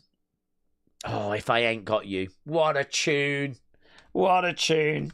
So, Diary of Alicia Keys. I should have songs in A minor, which is the first Alicia Keys album. I don't have any Alexandra Burke, though. That's a little bit too pop idol for me. I Keep on Falling. I think Falling was on her. It was on Songs of A Minor. I think that was like her first hit, wasn't it? That's a tune, isn't it? She's such a talent. I do love. I'm into all kinds of music. I struggle a bit with metal, but I think I've got Slipknot, Iowa somewhere, and Metallica and whatnot. But but like the screamy stuff, you know, like Sleep Token. That's as hard as I would want to go, to be honest. But in regards to R&B, I'm probably I need to fill a couple of those gaps in. I don't have any Aaliyah albums, which I need to change. And I probably have got one Mary J. Blige album, which I think is The Breakthrough.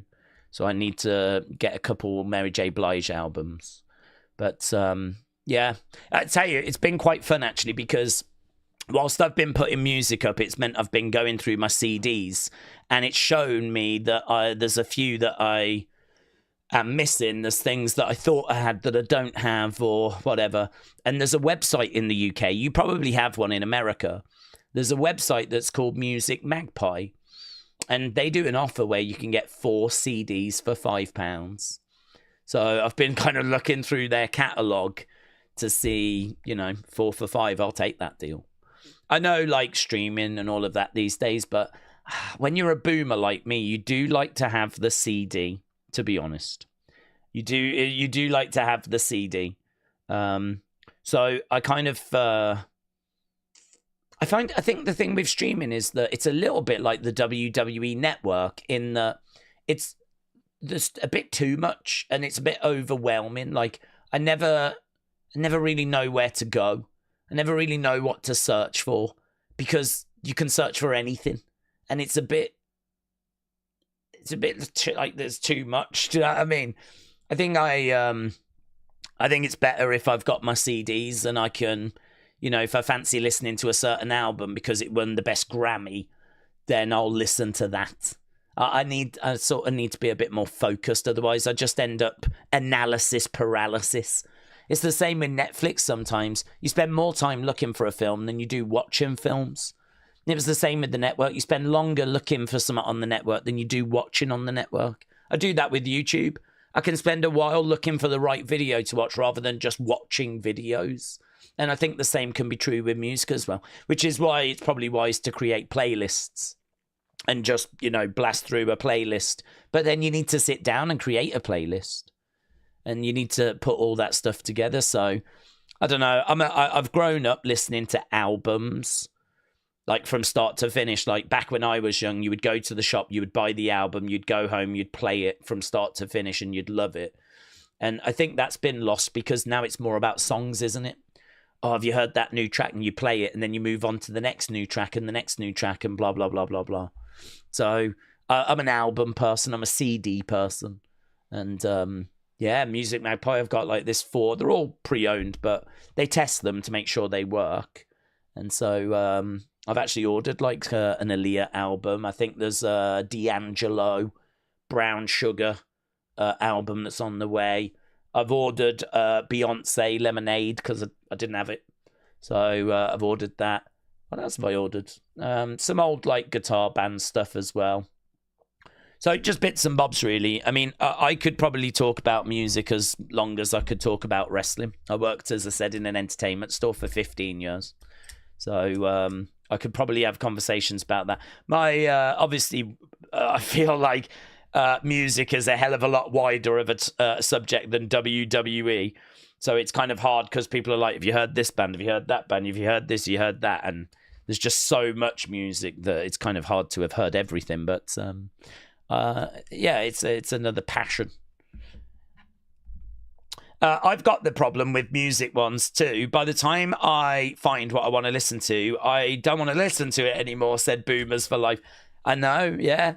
It's true, isn't it? It's kind of like you've got this... I found that as I was looking back through the Grammy winners. I wanted to see who'd won like Best Grammy, and I was seeing some albums I wasn't familiar with. And I was like, oh, man, I want to listen to that now. And, like, it gave me a reason to want to sit down and listen to it. And I searched, like, the top 1,000 albums. Had a look, I think it was Rolling Stone, something like that. Number 1, Marvin Gaye, What's Going On? So that's what prompted me to sit down and play on YouTube a couple of the tracks. And I was like, yeah, no, I remember this. And it hit me different. It hit me different than when I'd heard it originally or, years ago. And I was like, no, I think I'm at that stage in my life now where this works. When you're young, I think there are genuinely certain albums that you might not work for you. I think there's certain albums, like when you're young, you might want something that's a bit faster. You might want something that's a bit ready for the weekend. Do you know what I mean? Got a bit of bounce to it. Maybe some of the slower stuff, like, some of that more soulful stuff. Got to be in the right mood for it. I think as you get older, you're not quite as million miles an hour. You do kind of slow and mellow a bit. And I think the soulful stuff really comes through. So I'm definitely in that R&B phase of life. I'm definitely in that Alicia Keys, Mary J. Blige, Faith Evans, Janet Jackson, D'Angelo. I'm in that stage now. A little bit of Little Sims. She's good. I am still going through a Brat stage, though. Still love Brat. That's sick. Love that album. That'll be going on my thing as well. Records have made a bit of a comeback, said Jamie. I just prefer looking at them and the crisp sound that they have. Do you know what? I was never a vinyl guy. I think it all depends when you was born. But when I was born, CDs were in. And vinyl, you just couldn't really find a great deal of it. Like, there was only a few press implants left.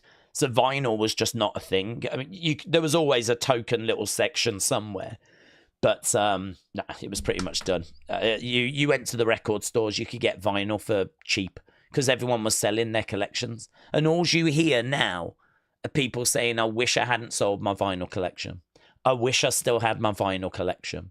And that's because back in the day, everyone sold them. Because vinyl was done. It was dead. It was over.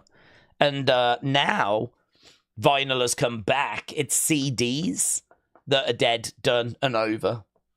I wonder if CDs will come back, though. I wonder if they'll come back, because the great thing about CDs is they were small. You obviously could skip tracks. They were a lot easy to transport. Sound quality was better. Sound quality on a CD is better than on a records. I think records can last longer, though, if you look after them. CDs obviously can get scratched up, but to be honest, Music Magpie's got 4 for £5 at the moment. If you scratch a CD, just go get another. My flipping Dizzy Rascal, Boy in the Corner, is trashed. A brilliant UK hip-hop album, Fix Up, Look Sharp. Really good. Boy in the Corner. Won the Mercury Prize for 2003. I got another one coming for £1. You know?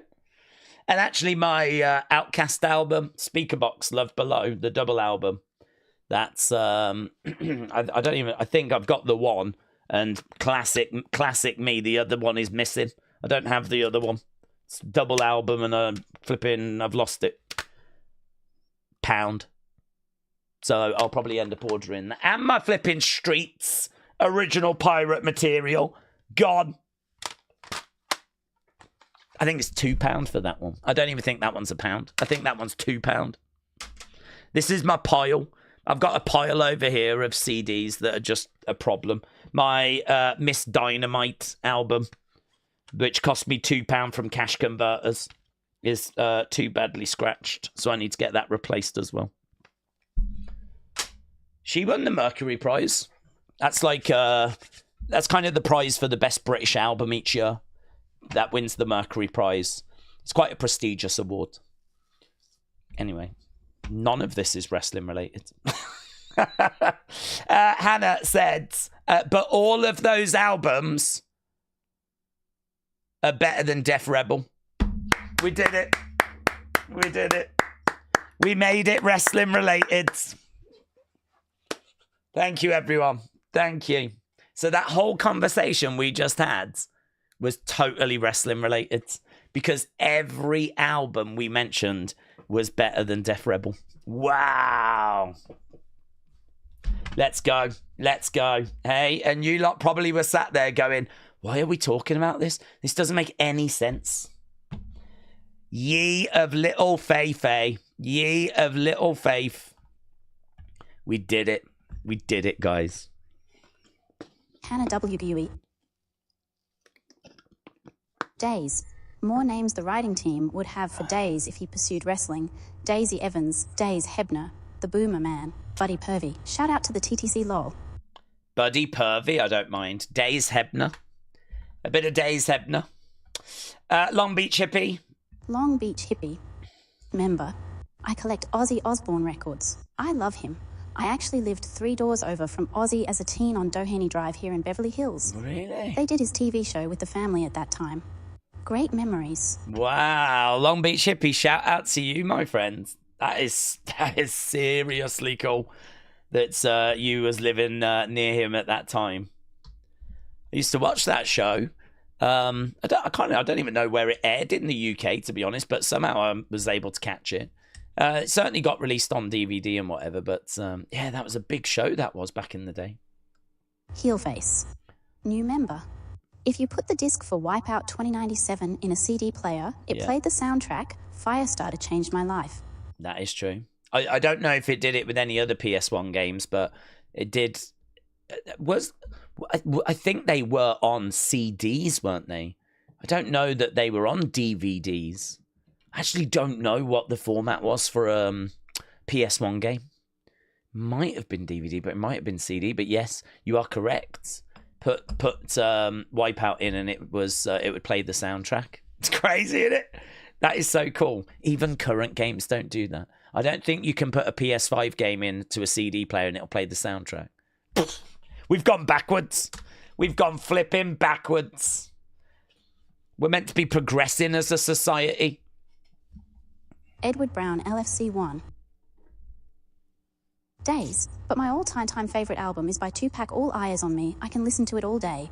But my second favourite album of all time is Mr. Bad Guy, my Freddie Mercury, and I got into him with my stepdad. I've never heard that. To be honest, I'm not a big Queen fan.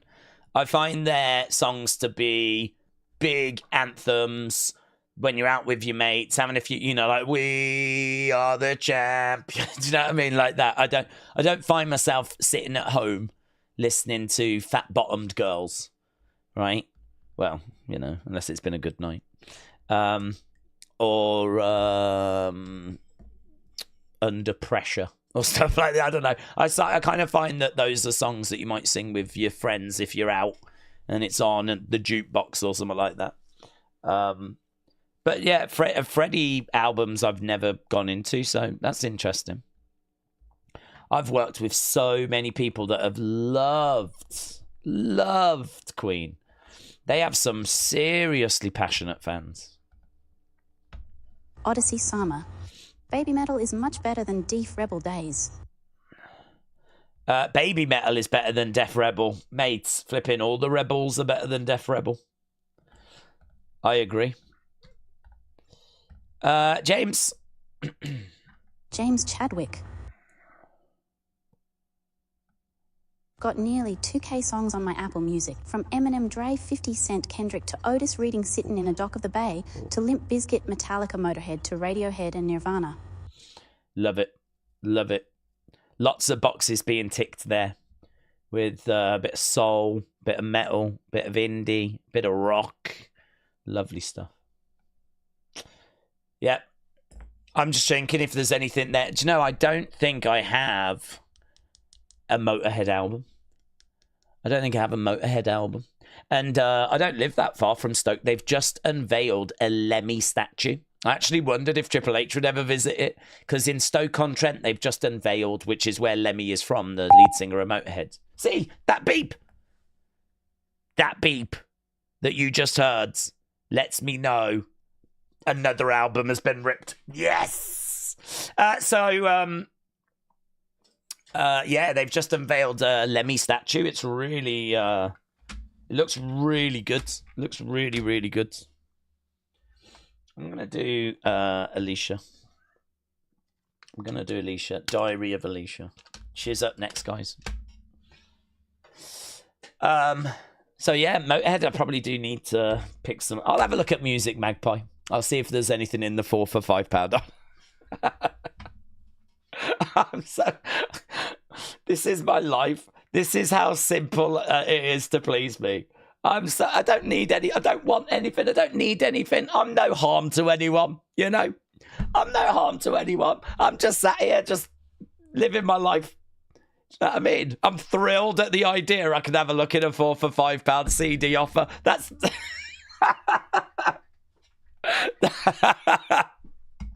that is my life. Oh my God. And I wouldn't change a flipping thing. Amazing.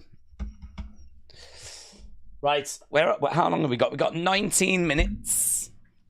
Finley said, if I walked into a pub and saw Daze waving his arms around singing "We Are the Champions," I would perish. Well, if I was doing that, just know I am horrifically drunk. Horrifically drunk. Because if I was sober, that's not a song that I would find myself getting up and dancing around to. So if I'm up there waving my arms around, I'm pretty much gone, mate. I'm pretty much gone. Mike said, Appetite for Destruction is a banger. I think I should have it somewhere. I don't have many Guns N' Roses. I should have Appetite for Destruction. And was it Use Your Illusion? I think there was 2 of those, and I don't know that I have both. I think somewhere I've got some Guns N' Roses. You are correct. I mean, that is an essential album. Such an interesting band as well, Guns N' Roses. They're one of the first bands I really saw on TV, like November Rain. I remember seeing November Rain and seeing like the video for it. And I love that bit when he like climbs up onto the piano. I think it's Slash, isn't it? Gets onto the when he's doing his solo, standing on, and they've got like talking about videos with a story. Jesus, that thing's like a mini movie. If you've ever seen the video for November Rain, it's a flipping opera. Oh, that's the one I struggle with. I struggle with Meatloaf because talking of flipping operas. His whole flipping catalogue is him telling you stories, isn't it? Asking women, do you love me? And they're responding, and it's like flipping conversations to music. I don't know, there's probably a place for it, but like, I don't know, sometimes you just want to murk someone, don't you? James said, would it ruin my reputation if I said I love angels and let me entertain you? Nah, because to be honest, I think that Robbie is a little bit like Queen in the sense of he is someone that has got lots of big anthems. He's someone that I wouldn't necessarily listen to at home, but if I'm out in a pub and I've had a few drinks and flipping rock DJ comes on, or Angels comes on and you've had a few drinks, it's the same sort of thing as Queen and We Will Rock You. I could see me, dancing away to that. So, no, I kind of put him in that sort of Queen bracket, honestly. Big anthems. Oh, he had a great song, actually. I really like She's the One. I thought that was a really good track of his. Right, WW... No, where am I going? We're watching NXT. Where's that live? Lives on Netflix. November Rain is the first song that I slow danced to, said Rare Breeds. Yeah, it's a jam, isn't it?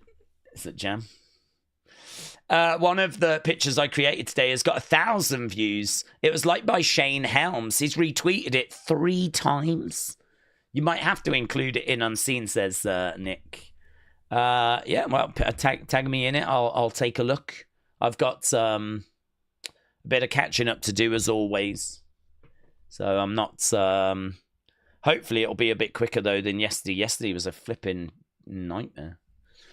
Edward said, what's your thoughts on Scooter? A bit too Euro for me, Scooter. It's... I can appreciate it because it's just big. It's Euro dance. It's, thumping bass and beat and... all of that stuff, but it's a bit too, are you ready? It's a bit too much like that for me. So I'm much more when it comes to dance into like a Chase and Status or a Daft Punk or, something more along those. Listen, I'll take a Prodigy. I'll take a Disclosure. I'll take any of those guys more so over than, like, say, a Scooter or even an Avicii. I wasn't crazy about Avicii. Tragically passed away, didn't he? Great talent, great artist, but yeah, I wasn't... that's not really my forte, really. I love What Is Love and Where Do You Go, says Cringe Wolf. Days, I've tagged you in a tweet. The CW president is doing cartwheels over NXT and even said it's lifting the watch time for the station. Excellent. Well, I'm really pleased for him. I mean, I would imagine he is because the numbers have been excellent, but the show has been excellent as well. You won't be doing cartwheels when it's time to renew. Because I'd imagine WWE are going to be looking for a little more money, aren't they? I once met Louise Redknapp just after she had left Eternal. She was an amazing young lady and was absolutely stunning as well. Stunning. Daze would wave his arms in the pub to the song Smile by Lily Allen. I didn't mind a bit of Lily Allen, actually. Lily Allen was all right. I think I had her first album. But that song was everywhere for a short time, wasn't it? Smile. Yeah, she does a podcast now.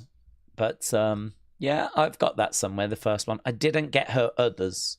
I think she had about 3 albums, something like that. But, yeah, she was pretty big for a hot minute. When you get to walk with Elijah, you're a lucky fan, said Davids. I love those songs and Mr. Boombastic by Shaggy. They call me Mr. Boombastic, very fantastic. I think the next lyric is licking her front bottom or something like this. They call me Mr. Boombastic, very fantastic, licking her front bottom. I said Mr. Romantic, very fantastic. I remember singing something like that when it came out when I was a kid.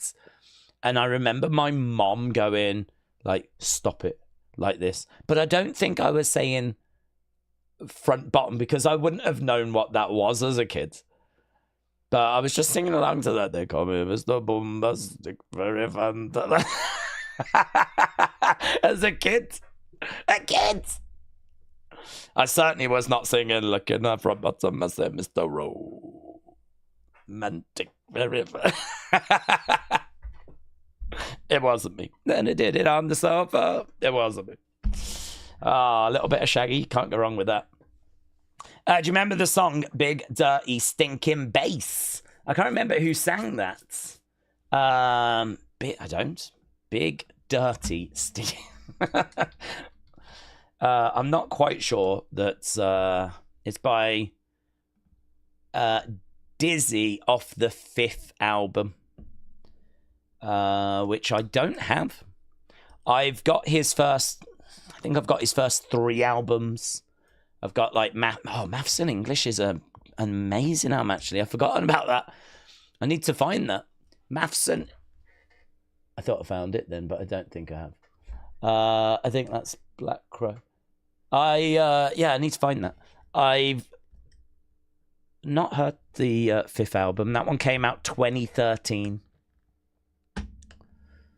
Well, it says that that's what it is. Boom. I just watched a brilliant podcast with Dom out of character. Oh, yeah, the one about him going to see Eddie's grave. That clip was doing the rounds yesterday. And, yeah, I did see that. If that's the same one. I didn't get to see the rest of the podcast, though, but he was certainly not healing it up like we'd seen before. Big Time said, Daze, if you put it into perspective on Raw about how Triple H has wrapped up all the Vince storylines, but doesn't know how to create his own, says Big Time. Well, I think that now that the Bloodline story has kind of reached its conclusion, yeah, he is at the point where he's got to start new things. And I just, it's hard, to be honest. I think that is difficult. I think that, you know, those kind of Bloodline stories, they don't come along very often. But when they do, you obviously have to get the most out of them you can. And in all fairness, they got a good 4 years out of that Bloodline story. So I think they did really well with it. But now we are at the point where we need something new. He's obviously doing Seth, Braun, and Heyman, and it's not quite hitting the same at the moment, but it's got potential. It's got potential. I don't know why they aren't gonna, or maybe they will eventually, but it'd be nice if they were teasing the arrival of someone new, but maybe it's a bit too soon for that. I don't know. I just sort of feel like Raw could have done with something a bit more explosive from those guys. Could have done with something a little bit more than what we got, which was just a little bit of an open, which got us to the announcement of the tag match. But to be honest, that tag match, you could have announced it at the start of the show. I don't really think that a great deal that happened in that opening segment really mattered or was needed. Like, you could have opened the show and said, right, at Saturday night's main event, it's going to be such and such against such and such, you know? And I would have felt the same. What I'm saying is that what we got in that opening segment didn't really contribute. So I didn't really get loads off that. I mean, it was fine. There was some nice moments, but, you know, it was fine. And then we went back, and obviously he whispered something to Braun. Braun would then later attack Jay. That's then set up a match between Jay and Braun. No title match next week. So, I mean, there's little things that have gone on, but there's nothing that was like that big or seismic. So, yeah, I don't know. It's got potential, though, hasn't it? I think we can agree that you could add some extra members to it. They could do some stuff, like really interesting stuff with that group.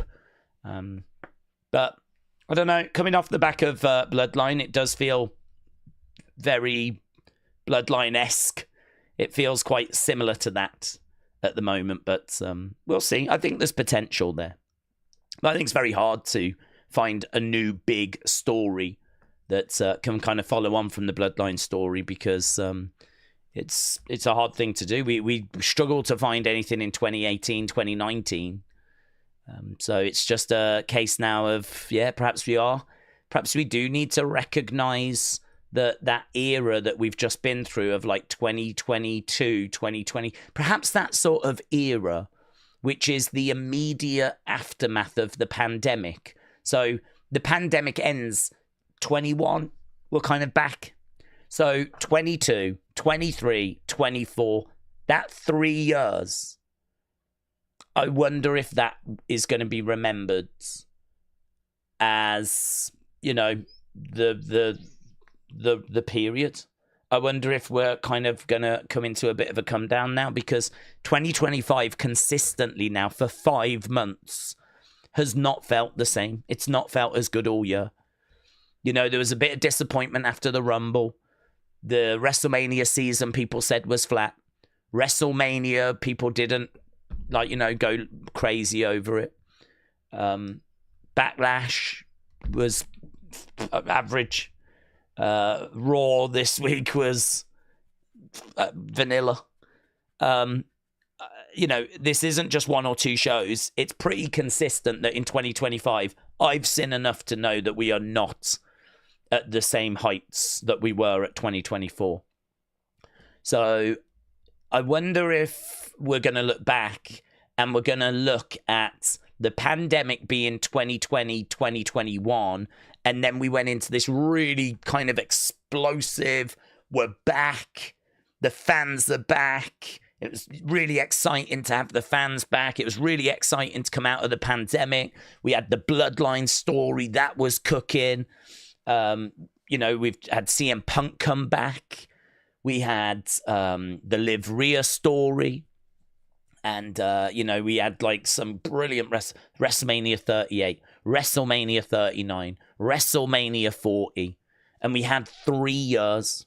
I mean, if you think about the Attitude Era, you could really make the argument that's 98, 99, 2000. And really, some people regard WrestleMania 2001 as being the end, because that's when WCW go out of business. And so there's, you know, we do an Invasion storyline which didn't really tickle people's taints. And so we end up with, I don't know, some people say that it goes to 2002. So some people would include, but that would be 4 years. Maybe we've just gone through a period of 3 years, 22, 23, 24. And maybe that was what it, and now we're into a rebuild. Now we rebuild. This is about Cena going away, and it's about us rebuilding. Maybe with The Rock potentially back next year, perhaps we have a good next year. I mean, we shouldn't really throw this year away. It's a bit too soon to throw this year away. It's a bit too soon to go, well, this has failed. You know, we're still in March, aren't we? Still in May, aren't we? So we've still got more than half of the year to go. But, yeah, I think it might be really interesting to do a half-year review. Like, what's been the best match? What's been the best show? All of that stuff at the halfway point in the year. Which would be, when would that be? The end of June, is that? That might be interesting to do. Like a half-year review. I've never done that before. But that would strike me as being a good idea. What's been the best match? What's been the best show? Who's been the best wrestler? All that kind of stuff. We could have votes on that and everything. That could be kind of interesting. So, yeah, I don't think it's unfair to say that, you know, it's been a little bit down on where we would like it to be. Still got time to hopefully turn that around, though. But we'll have to wait and see, won't we? We'll have to wait and see what they've got up their sleeve as to whether they're going to do that or not.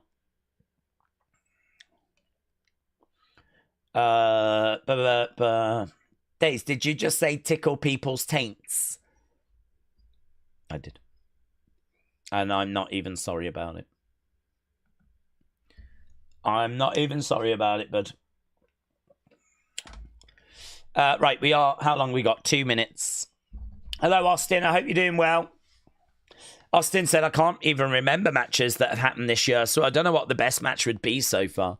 I wonder if some would say either the women... I feel like the women's match has really... Because it was on such a bad day of the main event being so underwhelming, I feel like the women's match at WrestleMania would be probably the front runner. I think the men's match was better because of the Heyman betrayals, but I'm totally down for the women to get the flowers. I think that would be in the running. I can't remember how you lot scored the Elimination Chamber. I do have a lot of the matches uploaded, but I'm probably up to about the end of March. So I don't have April or May added into my spreadsheet. I wonder if I can find that, actually, although I have literally no time. Let me see if I can find some information. I need to find time to sit down and update that list. Match and show scores. Let's have a little look. Let's go over to 2025. Okay, according to my list, Elimination Chamber is the top. Elimination. Oh, yeah, of course. Of course. I forgot. The Sammy Kevin match. Elimination Chamber, the unsanctioned match. That absolutely incredible unsanctioned match between Sammy and Kevin. That is currently at the top. The women at WrestleMania would be up there. That's not been added yet. The men triple threat, that would be up there. The other match that's really high is Stephanie Julia. You lot gave that great 90%. Stephanie Julia, when it was title versus title at Madison Square Garden. That's right up there. Also, Cody against Kevin from the Rumble. That's up there as well. Ricky Saints, Sean Spears. That was on the 1st of April. That is on the list as well. Ricky Saints, Sean Spears. I think that's when Ricky Saints wins the title. And you lot said that was great as well. I haven't got the WrestleMania ones in there. But at the moment, without WrestleMania being in there, the one that's leading the charge is Sammy. Right. I hope that Rock and Cena and Braun and Seth versus Punk and Roman and the Legacy in the summer happens, said Odyssey. Okay, we are looking. Then we are underway. We're looking at last week. he appears. So, Joe Hendry interrupting last week, causing all kinds of carnage.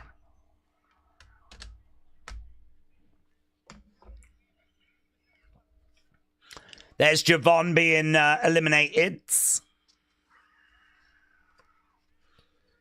And there was Miles Bourne picking up the victory.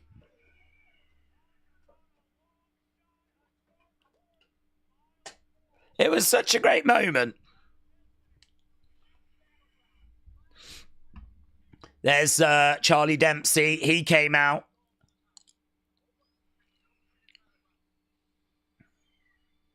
It was a great moment, honestly. It was a great moment.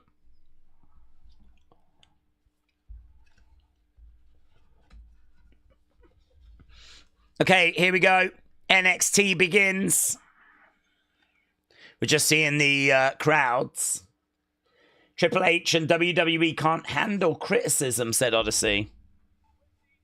Here's Miles Bourne making his way out. Coming out with the rest of No Quarter Catch crew. Happy Wednesday.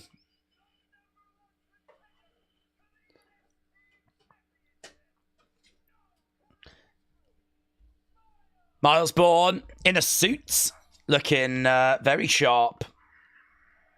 It's going to be... look, he's not going to win, but he's got a hell of an opportunity, hasn't he? Hell of an opportunity.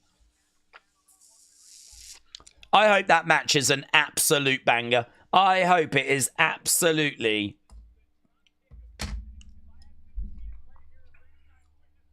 I hope it absolutely elevates him.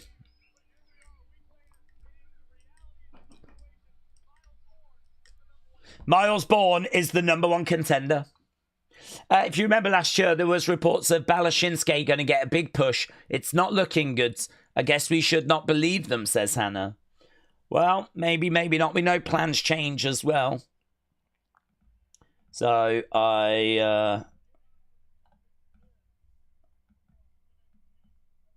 we'll have to wait and see. They could have a good look in SummerSlam.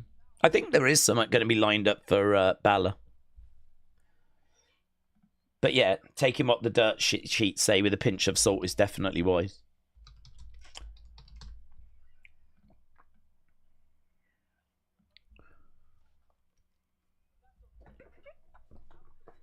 I'm used to this.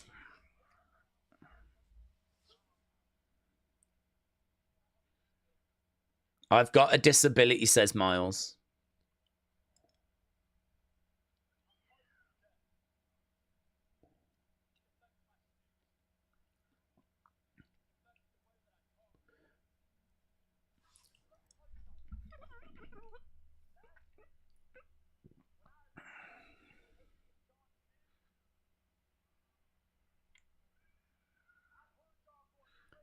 I heard you going crazy last week.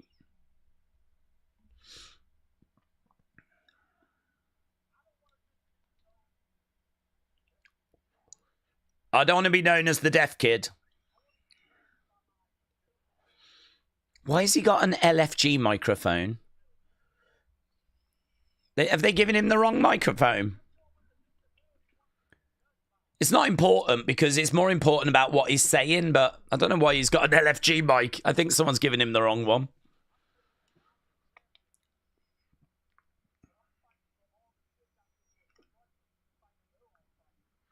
I'm fighting for all the kids out there that are struggling and having to fight their own fight.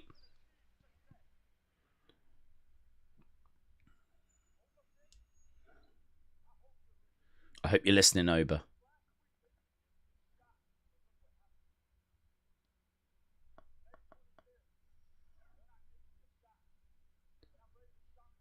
I'm ready to shock the world again. Never heard him talk before.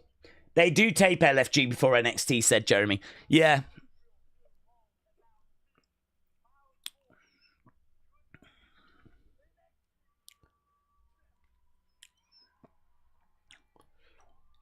Okay, Ethan's coming out. Ethan's coming out. Let's see what Ethan's got to say.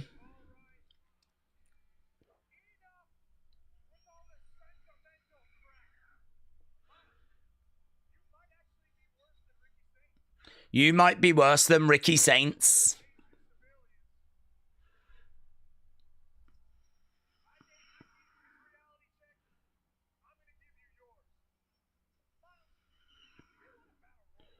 You won a battle royal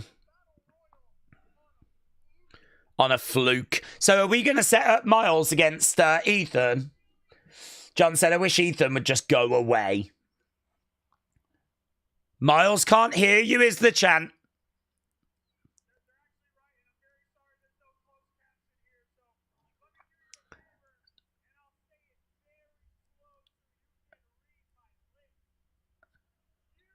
You can't beat Oba. I'll say it slow so that you can read my lips. You can't either is the... You can't either. So we've had Miles can't hear you chants, and now we've got you can't either chants. So Miles against Ethan.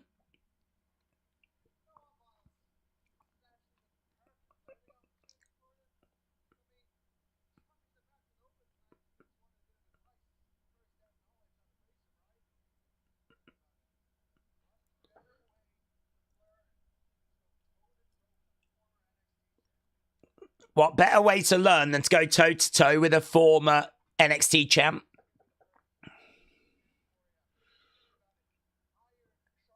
Iron sharpens iron. So Charlie is saying, do it. Have the match. Oh, we've got a proper NXT mic now. When did they switch that over? Okay, you're on. When did they switch that? When did they switch that? Here's Ava.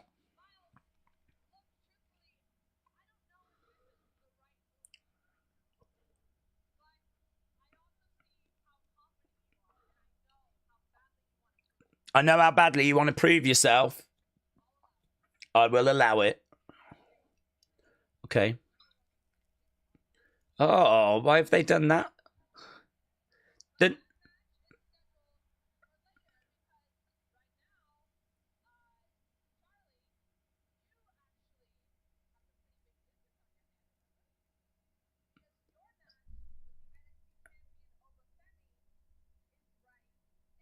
Okay, so Charlie against Oba Femi is right now. So Miles is going to defend. Oh, God. I didn't think that they would put the number one contendership on the line. I'm surprised that he's agreed to do it. I'm guessing he's still going to win, but imagine if he loses. Imagine if Ethan wins and that's how Ethan gets in the match instead. I mean... He won the Battle Royal. It's a bit stupid to put that on the line, isn't it? It's got a little bit of that sort of baby face, what are you doing, you idiot, kind of vibe to it. But, well, I don't know. It'll make tonight a bit more exciting, won't it? Suzanne, shout out to you. I sort of feel, I don't know why, something's not quite right with the chat.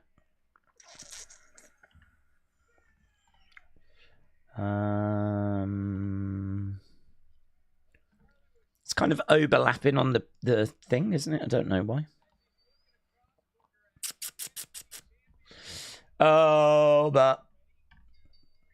Okay, Oba against Charlie. We are underway. Not a bad open. Not a bad open. Oh, yeah.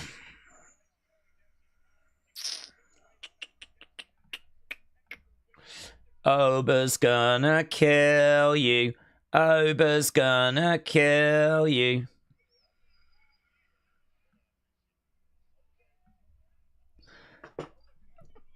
Okay.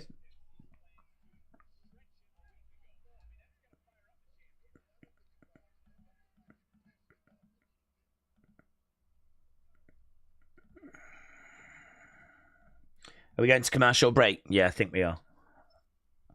I think we are. Picture in picture, said Suzanne. Picture in picture. I'm just trying to make this a little smaller. There we go.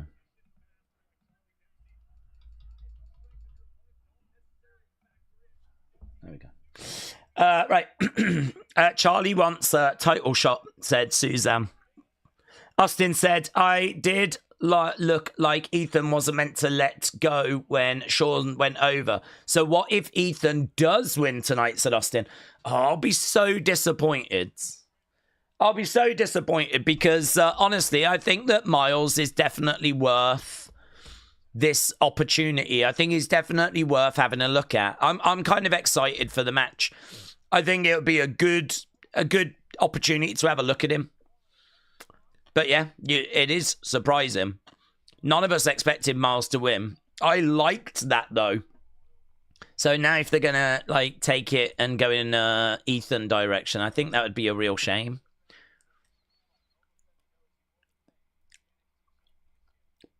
Right now, shoulder barge there by Oba. Daze, I will tell the community, no banana, giraffe, or zoo talk today, said Billy. Thank you, Billy. Don't you tell them. You tell them. Do you remember when Charlotte Flair lost at WrestleMania and a certain Stone Cold fan thought that she would win? Feels good always being right, says Brony. GCW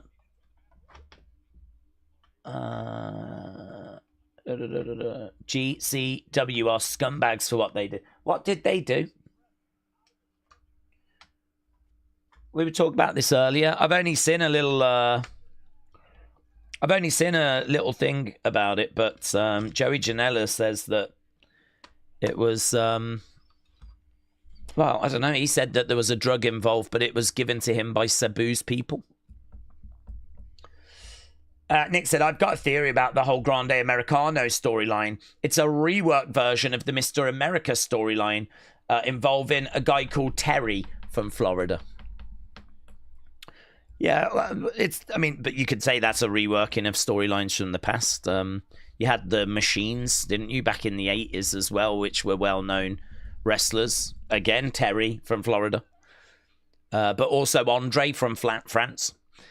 Which, were kind of mass people that you knew the identity of them, but they would never admit to who they are. I think it's a bit of a wrestling trope, isn't it? We've kind of done it in the past. Kick coming in there by Charlie. Days, ever since TKO have fully taken over, with the exception of doing more global touring, WWE has been declining, says Taker 1990. Well, we spoke about that earlier. I do think this year is not as good. I think that NXT is in a good place, though. NXT is a lot of fun. So I'm certainly not down on NXT. But, I'd say the main roster feels like we've took a bit of a step down. Right now, Charlie is keeping Oba grounded.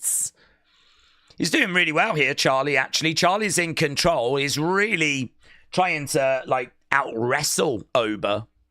Oba trying to pick Charlie up. He's got him up in the air. Charlie looking to go over, and he does go over.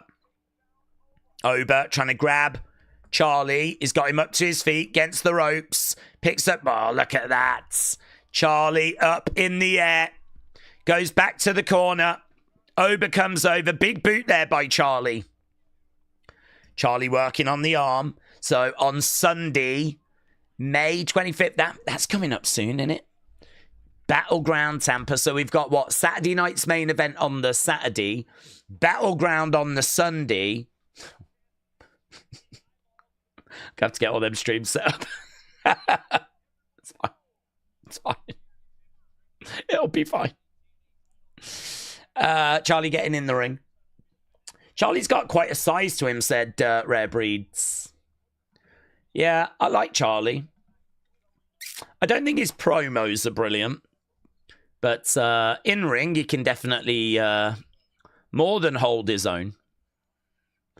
Back elbow there by Oba. Oh, Charlie was looking for a German.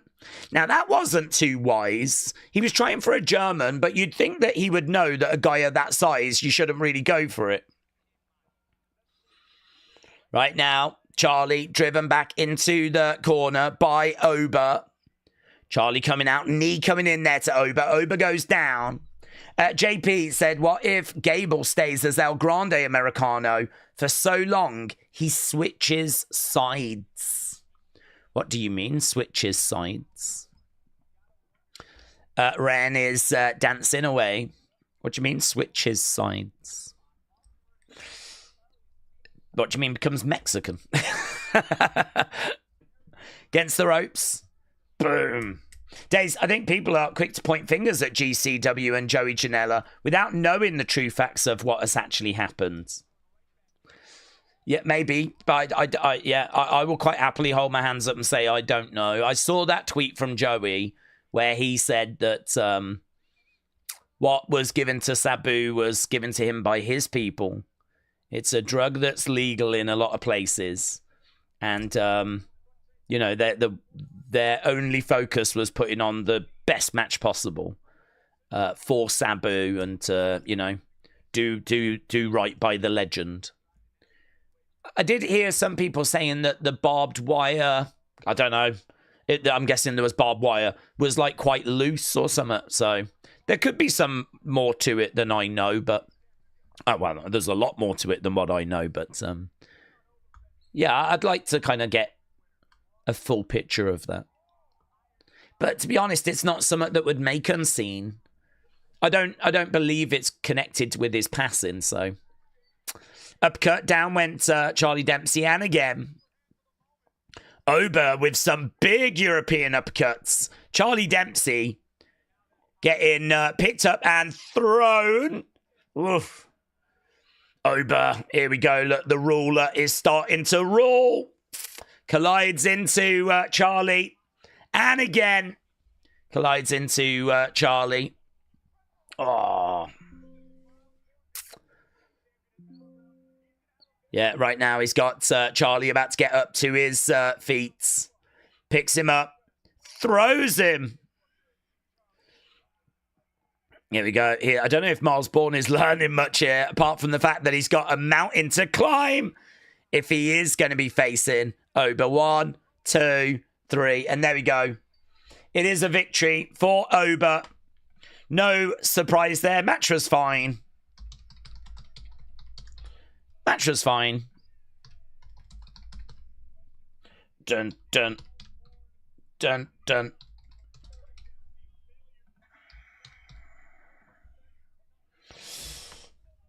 Oba is someone who I think can get really over with the main roster crowd.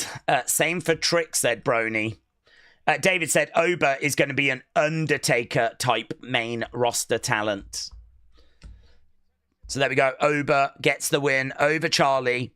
Currently, he's taken on Miles Bourne. But that match for that #1 contendership is coming up later. Okay, here's Thea and Carmen Petrovich. Okay, we got Tatum. Tatum's freaking out. She's trashing the dollhouse. What's going on? What's this?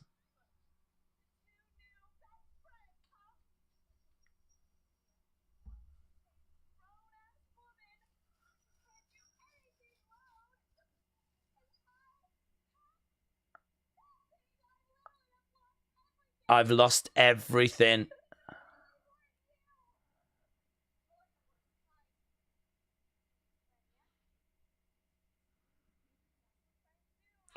That's good. Friends leave you. They just betray. I mean, they did get released. I mean, they didn't want to leave. You know? Did anyone tell her? Here's Tony. Justice for Gigi, said heel face. She's the sole survivor of that group. AB said, I met up with Sabu and Sandman after a show. RIP, said AB. AB, shout out to you, my friends. It's special, isn't it? I don't think I've ever met a wrestler that's passed away. I don't have a long list of wrestlers that I've met, to be honest. But I don't think I've ever met one that's passed away. Oh, here's Evolve. Tomorrow, Sean Legacy against Lexis King. Lexis King.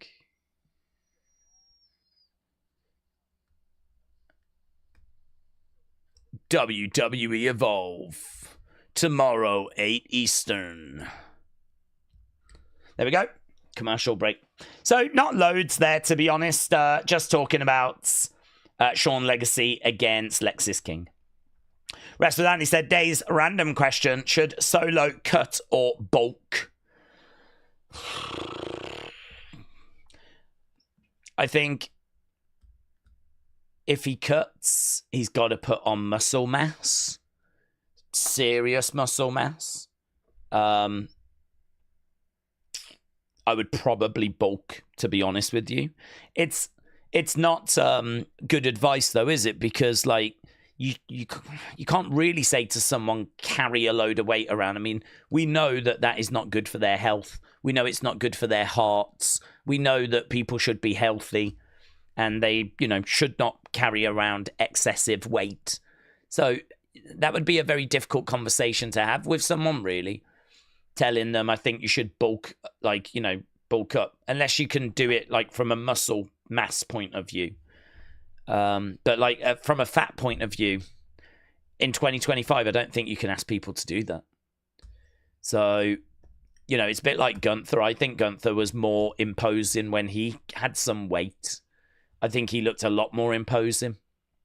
But I think from a in-ring point of view, I think his cardio, he was saying, is a lot better now. But some of those amazing Gunther matches that we saw them when he was big. We saw them when he had some size to him, So, I'm not aware that was an issue, but he says that it's better for his conditioning, which I can believe.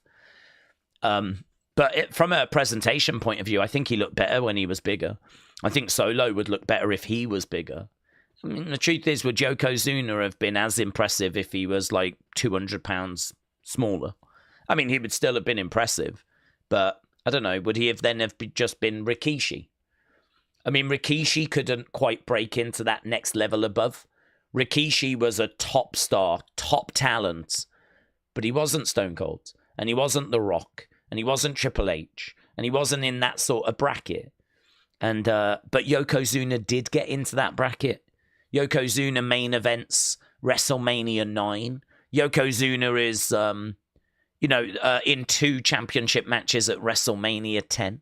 Now, you could say that Triple H, Stone Cold, and everyone's not around at that time, and that's a very good argument. That's a very good argument. But I don't know. I think the fact that he was so exceptionally big made him an attraction in the same way that, an Andre the Giant was kind of an attraction because of his size. Well, Yokozuna was an attraction because of his size. And it was so exceptional that he was exceptional. And, I sort of think that you do have to have something about you to kind of stand out.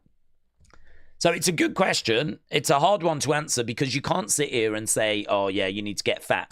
You need to bulk up and put on some fat, because that, from a health point of view, is not something you can say in 2025.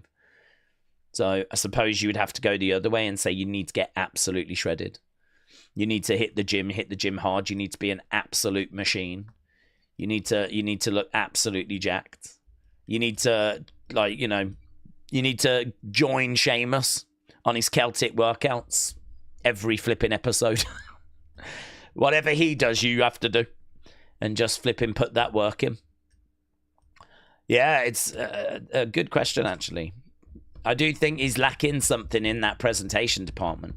I think he sort of had a bit of a Taz vibe, didn't he, at first? He had the towel as well, didn't he? You sort of had a bit of a Taz vibe out of Solo. But all of that just seems to have gone now. Here we are, we're back.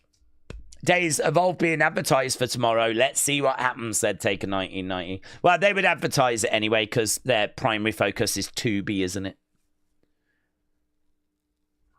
So they would advertise it anyway. But yes, I'm a lot more optimistic that they will play it this week for international audiences.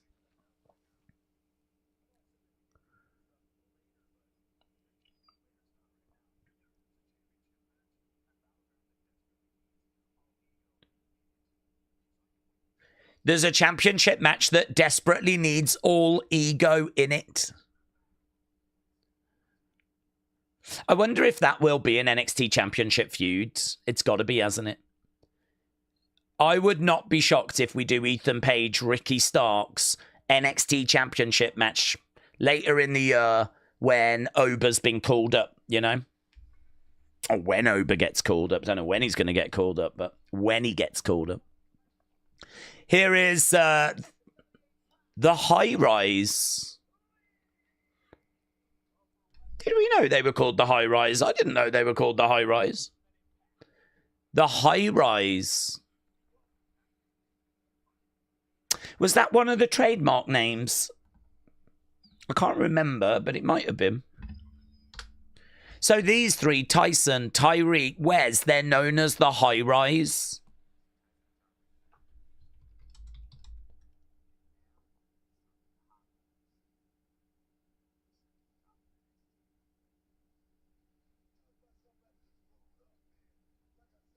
Okay. I don't hate that at all. I don't hate that. I don't hate the High Rise. I actually quite like it.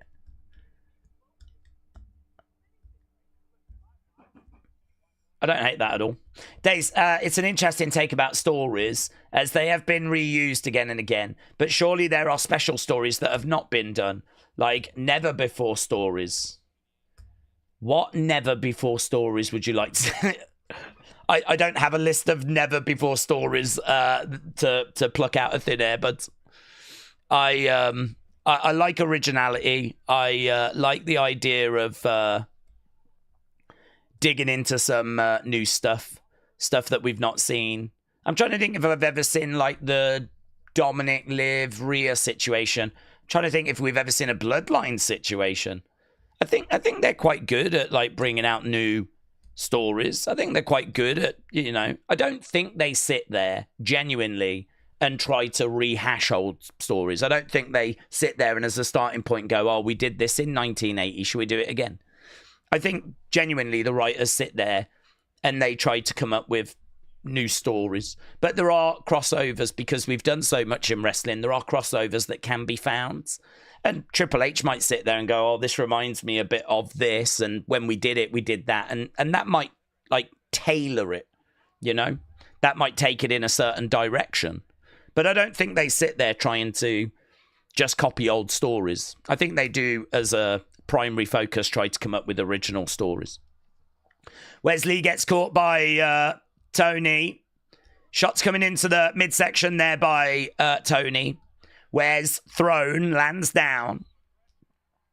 Tony goes back against the ropes. Over the other sides. Big shot coming in as Wes goes down and rolls over to the side of the ring. Jamie said, I struggle with Dark State. They were built so good to begin with, but everything we've got after that just felt like they lost the energy. It fell flat. Probably needs a leader. I think Saquon is their leader. I think they have just become a bit part, haven't they? You know, before they used to kind of attack and whatever. But Ava was never bothered, and that was a big problem. Like, you know, they took out Robert Stone. No one cared. Do you remember when he was attacked backstage and the office was trashed? No one was bothered. I'm sure Robert Stone was, but no one else seemed to be. Right now, we got Wes Lee down. We got Tony grabbing Wes. Don't disrespect me in my ring. So right now, he's grabbing Wes, hurling him over to the outsides. He gets caught by Tyson and Tyreek. Tony is crossbody him. Comes landing down on Tyson, Tyreek, and Wes. Tony gets back into the ring as all of these down. I think we're going to commercial break again. Do you know, I think I actually prefer NXT and the way they kind of run commercials. We don't go to a graphic all the time, but we do go to a graphic sometimes. And it is kind of nice to have that little break. But like right now, we're sticking with the action. So we don't go to the graphic all the time.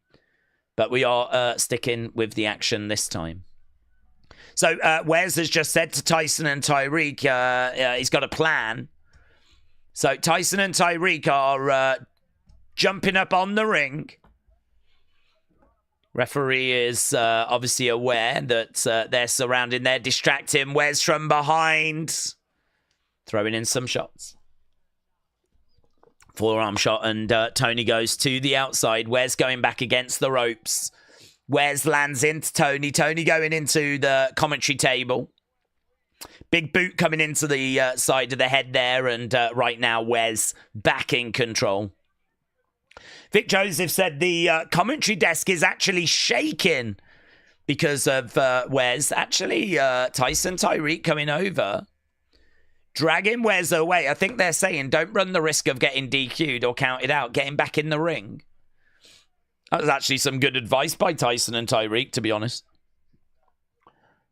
Wes going up top, looking for a frog splash. Gets it. Gets it. 1, 2, kick out. We still got 2 minutes left of the commercial break. It's a bit of a long break, this one, but yeah, I really like the fact they haven't massively slowed down the action as Wes is throwing in some big shots. This is action-packed. These developmental talents do wrestle pretty well, said David. I've been watching with a VPN for a while now internationally, and in America, when we watch, we miss all the action commercials. Yeah, there's a few things I think you miss in America. You would miss you'd miss certain promos. You'd miss like some of this little bit here.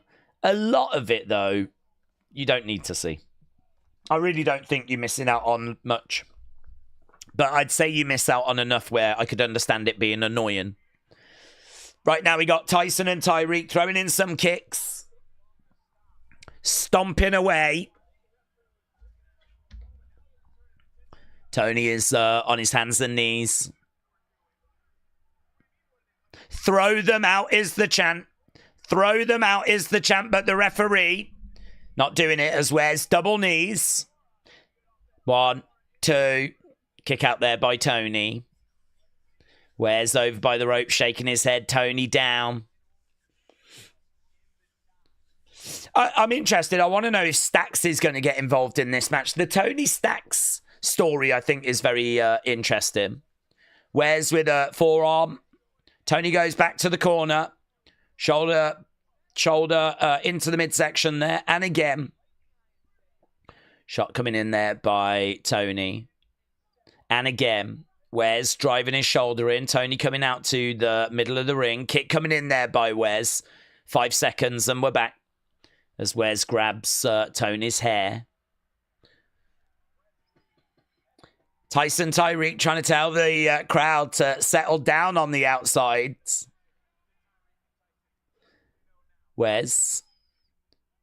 Oh, that was a good right hand by Wes, you know. That was a good right hand. Oh, and again. Wes grabbing Tony.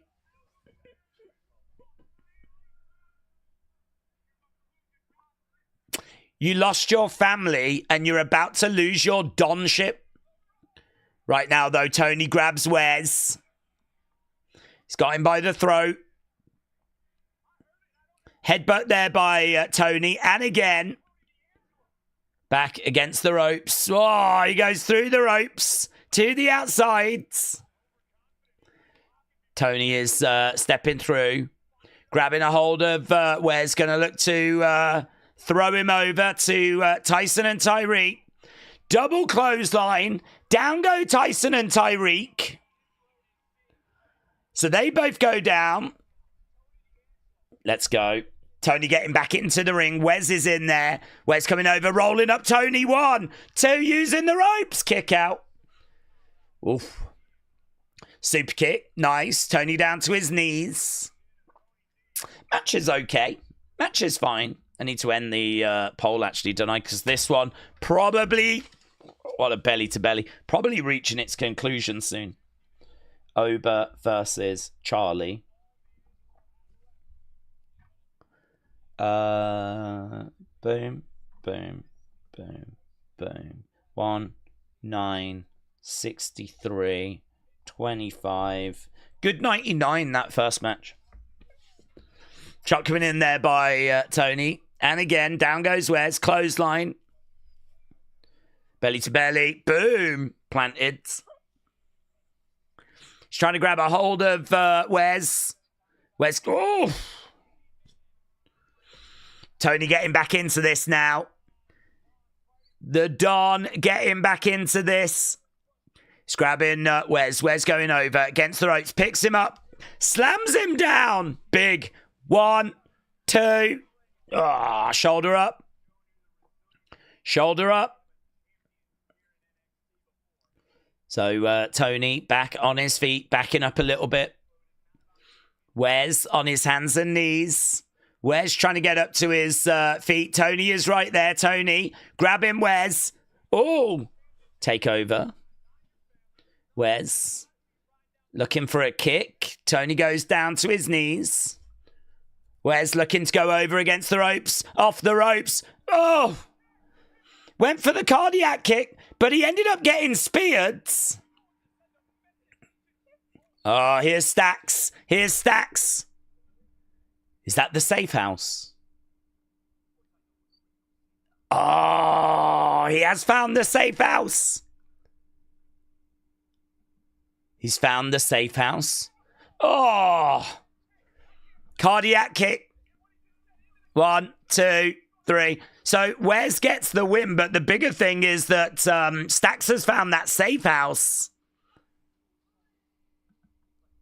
Think like the Don. I'm going to pay Rizzo a visit. You leave her alone, Stacks. You better leave her alone.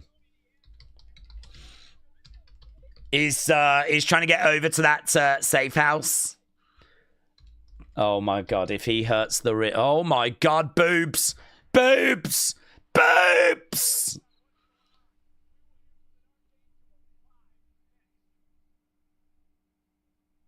Best episode ever. Best episode ever.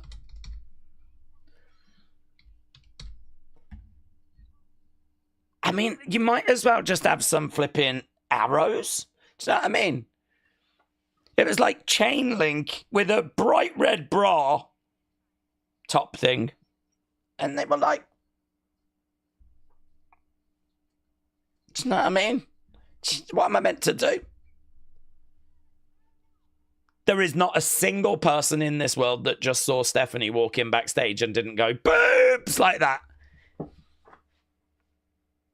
Oh, jeez. What have I missed, mate? Yada at me. Yes. Yes, there, Pete. Steph made Daze turn 13 again, said Gaze. Boobs. Look at her boobs, said William. I didn't notice. Daze, do we think that WWE will have Tiffy drop her title to Nia? I don't think so. That would be pretty bonkers, wouldn't it? That would be pretty bonkers. See, now I've got a graphic, and that's just the right time. I am missing out on about half of the commercial breaks you lot do. I've got about half the number, and it is better. It is much better. Dominic said... Brony, it's probably me. I've not been watching as long as some. I started watching when Roxanne was a face. I guess I just like her more as one, says Dominic. Zarlene said, Days, the best Wyatt family moments of all time. Their debut, the Wyatt family entering the Rumble, the Wyatts at WrestleMania. Which did you like? Well, I enjoyed all of those. I also really enjoyed them against the Shield. And I really enjoyed Daniel Bryan being with them and then breaking away, being on that cage and leading to Bray against Daniel Bryan. But I mean, a lot of their vignettes, a lot of their promos, a lot of that stuff was just so captivating. But yeah, I mean, they were able to mix in some fantastic feuds, fantastic matches. Actually, you know, I mean, the Wyatt family, all things considered, they're not really around all that long. Get a few years out of them. But, you know, Bray, obviously, he lets Rowan and Harper go. And obviously does a little bit on his own. You've got the deleter of worlds for a bit. He's absent for a bit. Comes back in, like, 2019 with the Funhouse. So it's not like they had, like, you know, 5 years or something like that. So it's shorter than what you would imagine. But it was brilliant. I mean, I think it might still be I think my favorite thing, it might be the Funhouse. I don't know. Wyatt Family was fantastic. But Funhouse was so good. Love the Funhouse. Love Funhouse Bray. I do enjoy that. I was not a fan of Deleter of Worlds. But yeah, that Wyatt Family run has got to be up there, hasn't it? That original Wyatt Family run. At what point do we get clean Dominic? He's been dirty for quite some time. But then people going back faces doesn't work as well, says Hannah. Well, I mean, I think he might be dirty throughout his career, to be honest. I mean, Eddie Guerrero was able to cheat and be loved. And I would imagine that Dominic will be similar in that he will cheat, but he will also be loved for doing it. There's some people that, you know, can just stick with doing that and it doesn't really matter. If you're going to screw over a heel, people don't mind. If a heel that deserves to be cheated is going to be cheated, people don't mind that. So he might never have to be clean. He might always stay heel. Let's go back to the show. What's this? Money, money, money, money. Money, money. It's nice, isn't it? I don't know where it is, but it looks nice. Money, money, money,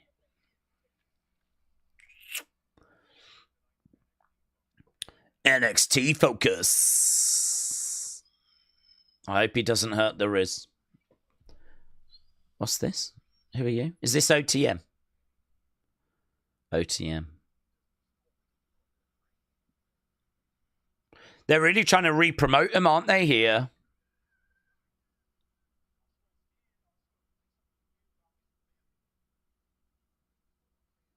They do look serious, don't they?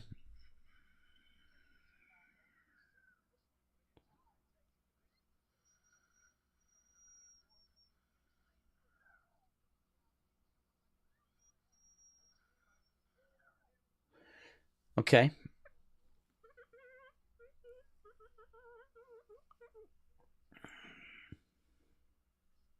Listen carefully. Once we're back in that ring, it's going to be the end of your game. OTM out the mud.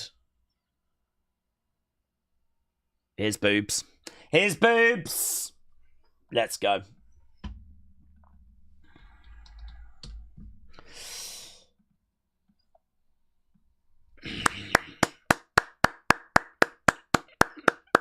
Watch and learn main roster. Watch and... Jesus Christ. I saw them coming through the smoke before she did. Unbelievable. I've got a new favourite wrestler. I can't believe it. I'm so sorry, Sami Zayn. You just can't. You just can't. I am Sami Zayn. I am so sorry. You had a good run. You had a really good run. Stephanie.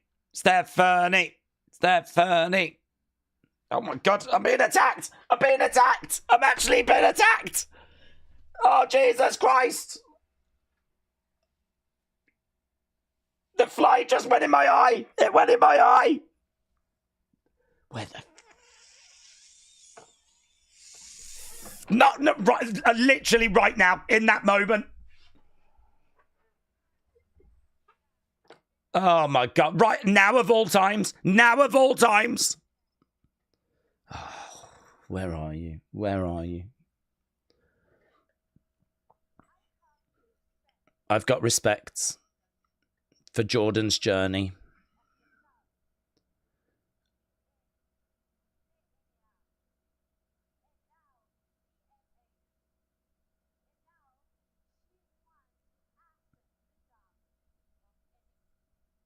She wants to what? The top? Assen?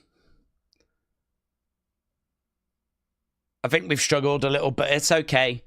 It's okay, boobs. Okay, we're going Espanol. We're going Espanol. Yeah, go Espanol. That's fine. Okay, here's Jordan. What's she wearing?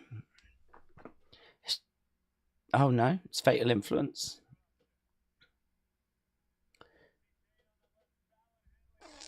JC. Fallon. Where's Jasmine?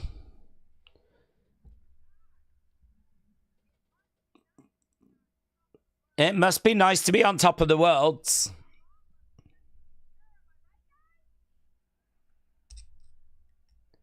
Okay. I don't like Fatal Influence, said Rare Breeds.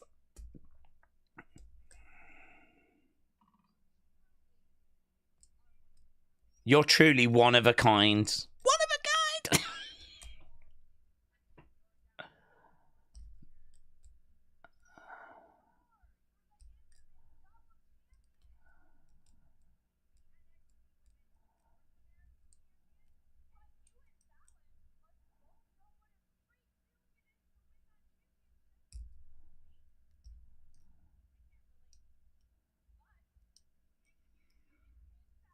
Since you did pin Fallon and beat her...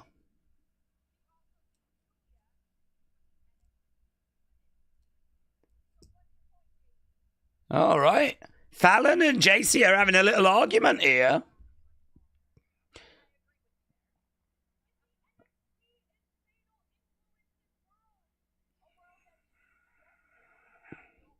This is a world you don't belong in.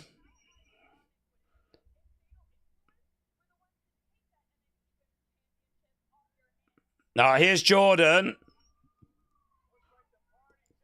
Fallon's like, what does she want? I don't know. She's the #1 contender. What do you think? Those are pretty wild trousers, aren't they?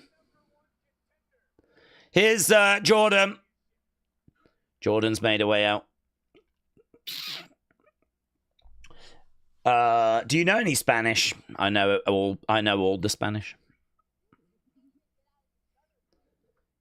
You two can't get out of each other's way. Okay, so Jordan getting in the ring. It is weird having Fatal Influence in there.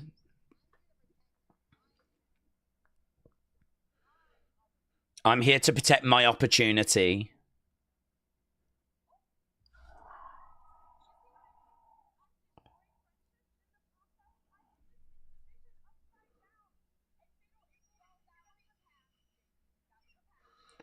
That was the past. I don't need Fallon and JC getting involved in this.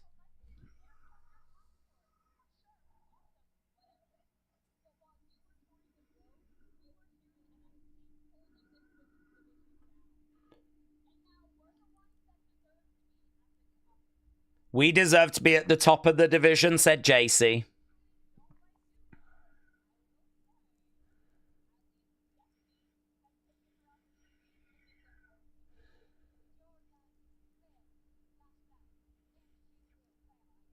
Jordan failed last time and she will fail again. There's a lot of talking, isn't there?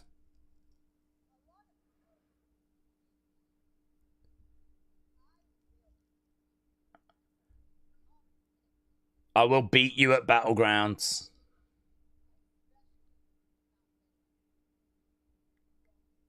Nothing's going to stop me. This is a bit dumb using a title match to split them up, said it's Jeffrey. Yeah, I just think their bickering is like really a backstage thing. Not really a...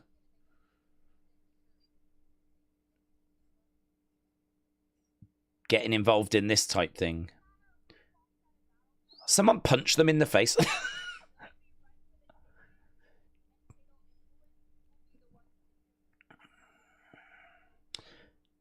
Okay, well, Fatal Influence walk away. I'm guessing they're trying to set them up as the next challengers. Okay, here's Charlie. We're backstage. No quarter catch crew.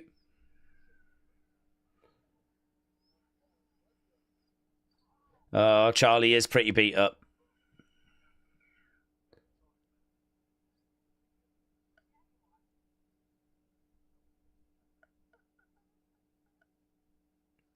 There we go. Miles is going to get ready to take on Ethan.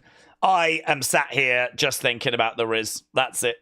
I'm just sat here thinking about the fly that flew into my eye and how much I'm going to murk it, and the Riz and how much she might be getting murked right now by Stacks and Stephanie's boobs. Miles needs to finish his other arm sleeve and then he'll be identical to Randy, said Brony. Honestly, terrible promo from those ladies. They did not say anything. I sort of found that to be a little bit performance center kind of promo class. A little bit like, you know, when Jace is talking, you've got Fallon standing there like, yeah, we're going to the top, blah, blah, like that. Do you know what I mean? Like it's, but nothing that they said really was interesting. There was no lines that really grabbed my attention. It was all very generic. We've been holding this division down. We're next in line. All that kind of stuff, you know? And then there was a little bit of kind of bickering between them, which was, I don't know, it felt, I don't know, it just wasn't very good, was it? I didn't feel, it wasn't compelling. It wasn't clever. It wasn't delivered in a way that I thought was engaged. It was just sort of promo 101. Do you know what I mean? It wasn't really anything that I would say was like a dumpster fire. I wouldn't say like, oh my God, that is really bad. Like, they didn't trip over their words. They probably delivered the content they meant to, but do you know what? They just delivered it. They didn't breathe much life into it. They didn't like really drop any killer lines. There was nothing really compelling or clever about it. And it just felt really out of place as well. So I was really not a fan of that segment, yeah. But, well, perhaps they did it because they're trying to tease the split, but they're also trying to set up that one of those girls is going to face the winner of Jordan versus Stephanie. The only downside with that is I don't think either of those girls stand a chance. So it's not that wouldn't be a feud that I'd be massively excited about, you know? If Stephanie gets past Jordan and her next match is going to be against Fallon Henley, I mean, that we haven't really built Fallon up. We haven't really built JC up. Neither of those girls feel like they are a problem for Stephanie or Jordan. So, I don't know. Sometimes we'll do some stuff that doesn't land. I don't think that quite landed. The crowd is quiet for this, said AB. It was just a generic promo, said Kader. Jordan said, I feel like Stephanie only knows the same few lines in English. That is a bit of a barrier. I think not being able to speak English obviously massively hurts. So, you know, we do need, I don't know if she's taking English lessons. I mean, I really would recommend if I was bringing people in, I'd be like, I really, you know, love your work and incredible talent. If you really are going to get the most out of this, you really need to learn English in your spare time. Oh, here's Undertaker again. Congratulations. Why? What happened?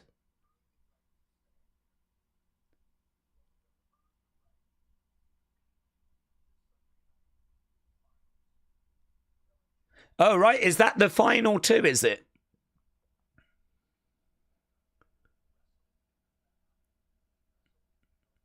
New York.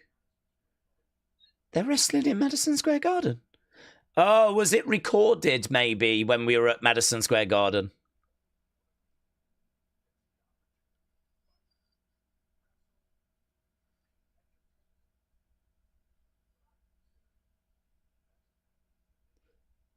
Only one of you will get the opportunity to do that. What's her name? Is it like Tyra May Steele or something?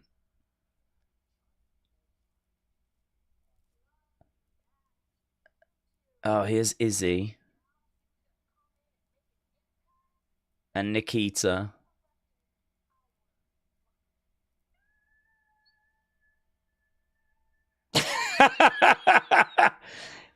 Here's Lash. Oh, look at that. Is that Kendall in the background? Is that Kaylee Armstrong? I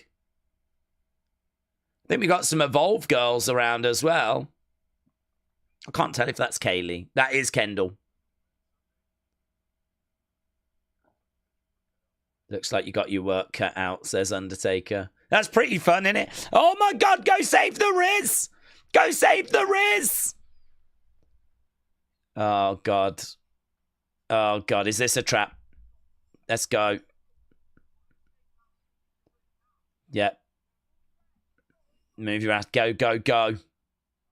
What if she's in on it? What if she's in on it? There's going to be some twists and turns. I'm not ready for this. If she's been murked, I'm never watching NXT again. Here is Ethan. Ethan Page versus Miles. Boom. Are they going to switch this? Are they? Wes versus Tony. I've got to say, though, it's going really quick. We've done an hour, you know. We've done an hour of the show. It's gone by really quick. Miles born better than Raw. That was another good 99, you know. With the AAA acquisition, the Spanish language will soon be spoken more often in promos in the mix. Prepare yourself with some Espanol, said Hannah. Wrestling fan said, Worlds Collide should be really good. It's Jeffrey said, I hope not. It's so stupid that Ricky could cost Ethan, said It's Jeffrey. Would be so harsh on Miles to switch it, said James. Well, let's not forget what they did to Bayley and WrestleMania.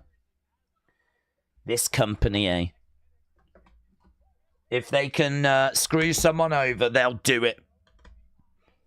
They'll flipping do it. Right now, we've got Ethan going back against the ropes. Miles goes down. Going over. Arm drag. Miles looking good here in the early stages. Keeping Ethan grounded. I tell you what, if Miles gets the win here, this would be a huge moment. Big, big win for him. Going over against the ropes, clothesline, down goes Miles. Shot coming in there by Ethan. I think this match makes sense. I agree with iron sharpens iron and Miles testing himself against Ethan. But for him to put that number one contendership on the line was pretty wild. Right now, Ethan in control. Shot to the midsection there by Miles. Right now, Ethan trying to grab... Oh, no, reverse. Lovely suplex there by Miles. Miles going over, grabbing Ethan. Big shot coming in there by Miles. Uppercut coming in by Miles as well. Another big right hand. And it's all one-way traffic at the moment. Ethan over by the ropes. Against the ropes. Back elbow. Down goes Miles. Wrestle Knight said, I thought Nikita was demoted to Evolve. How do we get to watch this lame on two shows? I don't know. Like, I think what they say is, will you come and help out kind of a thing? Will you help out on Evolve? I don't think they want to sort of present it as you've been moved there. They try and present it as, you know, help out. So I think if there's a little segment where she can stand around in, you know, we just saw Kendall as well. So she's on Evolve. So I don't know that you'll be seeing Nikita on NXT wrestling. But, yeah, I'm sure she'll still pop up in the background, locker room scenes, things like that. Maybe having a little bit of a word with people. Boom, shot coming in. Tag team match coming up. So Jordan and Stephanie against Fatal Influence. So that might be why we did it. To set up a tag match for tonight. Headlock there by Ethan. He's keeping Miles grounded. We are now into the second hour. First hour going by really quick. And other than that promo segment, I think it's been really good. And that promo segment has set up a tag match. Ethan jumping on the back there of Miles. Miles driving Ethan back into the corner. Ethan has got this headlock applied. Miles again driving him back. Crowds applauding away as shots coming in there by Miles. And again, Ethan goes back to the corner. Another big shot coming in. Uppercuts coming in there by Miles. I like those. He's really following through with them. Bang, coming in. Ethan goes down in the corner. Wrestle Andy said, Miles looks like a Randy Orton figure from the first few Elite series. Before they had that face scan technology, yeah. That's a good shout. He does. Big boot. Bang. Clothesline over the top to the outsides.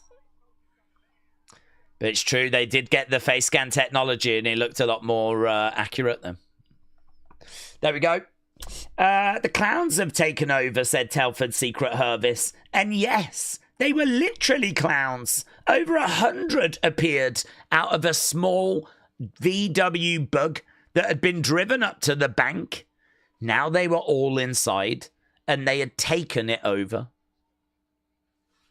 Is that Batman? Is that something to do with the Joker? Isn't there a load of clowns that invade a bank in one of the Batman films? I don't think that went down in Telford. Shot coming in there by Miles. Kick coming back there by All Ego. Miles, bang, Ethan into the corner. There's plenty of scumbag promoters and companies out there, says A.B. Jobson. Heelface, what's a playlist? Is that like a Music Magpie thing? I'm asking for a friend. No, if you've got a Spotify account or a YouTube Music account, you can find your favorite albums and your favorite songs, and you can put them into folders, into playlists, and then just, build them up over time. I've got one for like indie music. I've got one for dance music. I've got one for folk, worlds, rap. So I just put all my favorite hip hop tracks into rap, all my favorite guitar based stuff into indie, dance stuff into dance. I've even got folders based on like years. So if I really want to go back to like 98, I've just got loads of 98 stuff in there, but it takes a lot of time to do that, to be honest. It takes a lot of time to sit there and kind of go through stuff. And you'll never get to everything either, will you? So it's like, it's kind of a job that'll never end. You could spend the rest of your life putting songs into playlists. I mean, you'd have some sick playlists. But yeah, you could spend a lot of time doing that. Time I don't really have. So I don't know. I don't know if it's not just better to go back to how I used to listen to music, which is just get an album, just go from start to finish through it, There's some amazing albums where you could just listen to them from start to finish. Plenty of albums like that. Plenty of albums where there's tracks you're like, yeah, no, I'll skip that. But a lot of albums where every track's a banger. I think Verve, Urban Hymns, I think every track's a banger. I don't think there's a skippable track on there. Really love Kid A as well by Radiohead. Don't think I skip any of those tracks. I actually prefer In Rainbows by Radiohead. I think that's a better album, but I don't think there's a skippable track on that either. So yeah, that's what playlists are. Right now we've got Ethan in control. Are we at commercial break? Yeah, kind of felt like we were. We're 20 odd seconds and we'll be back. Austin said my playlist is just rock and metal. What's your favorite album, Austin? We were talking about that earlier. Do kids have favorite albums these days? I listen to them. Rare Are They Country? Dead South. I've not heard of Dead South. Here we go, looking for a big superplex. Gets it. Ethan Page with a superplex. One. Just a one. After all of that, just a one. Right now, we've got Ethan trying to turn Miles over, getting him in. Oh, no, he reverses it again. Looked like he was trying for a Boston Crab. Didn't get it. Against the ropes. Ah, lovely. He's a young kid, but he's definitely destined for greatness. Would you be in favor of getting more talk show segments like Carlito's Cabana? That was entertaining. Yeah, definitely. I think there's a place for that. I think there's a place for that. Piper's Pit back in the day was incredible. But, I mean, we've had Miss TV and we've had the highlight reel. And, I mean, as you say, Carlito's Cabana. There's been lots. I think there's definitely a place for that. I would be tempted to have someone that is like there as an interviewer, you know? That's like an on-screen character, like a Brother Love. Bang. Someone that you only see in a talk show. Maybe like Kathy Kelly would be good in that role. Maybe because I think she wants to do a bit more of like an in-ring, like she's training apparently to be a manager. And she's been doing like work at the Performance Center. Kathy Kelly. So, I don't know. I mean, if she wants to do something like that, maybe give her a talk show segment where she becomes a bit more of a character. And she has a talk show segment and maybe she could be Mother Love. I love you. Mother Love. Oh my God, we have the best ideas. Right, we've got Ethan grabbing Miles. This match has had time, hasn't it? I mean, it is an important match, though. Miles' championship opportunity is on the line. Ethan, again, throwing in a shot. Miles, another shot coming in. All Ego is trying to get Miles on his shoulder. What's he going for? I don't even know what he's going for. Shots coming in. Power slam, is it? Power slam. How would he do that off the... Boom. Oh, I think he tried to kip up, but struggled a little bit. Pushes Ethan against the right. Oh. He went for that power slam, but he didn't get it. Ethan picking up Miles. Miles on his feet.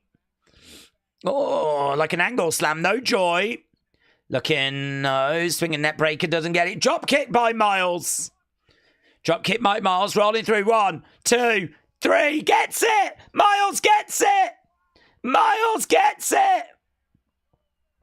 Oh, good. I'm pleased that he is going to keep his opportunity. Go on, mates. Go on, mates.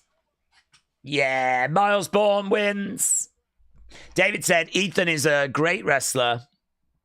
We should get Piper Niven's Pit said wrestle with that.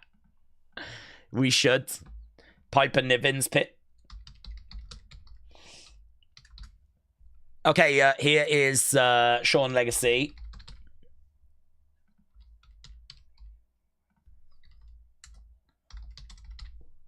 Yeah. And YouTube. Not just Tubi. I'm going to throw this out there. Javon.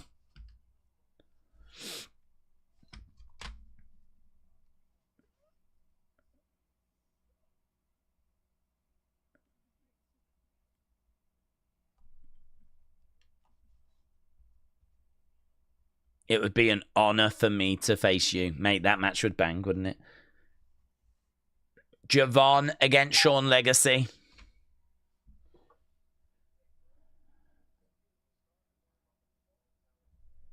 Shanti said, you're too big of a star to be worried about that indie guy.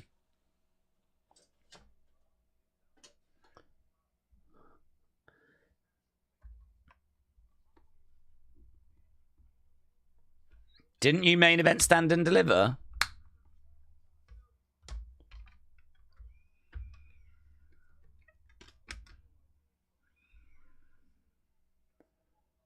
The indie scene has got some dogs, said Javon.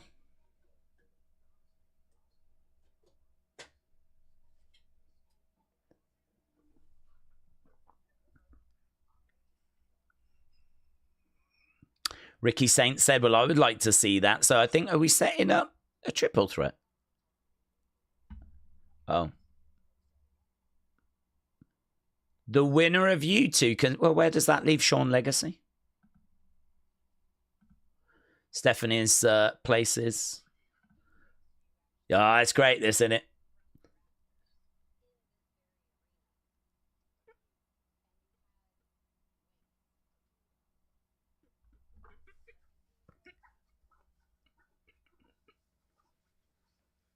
Oh, as the angel of say he didn't like it. Oh, it's so good.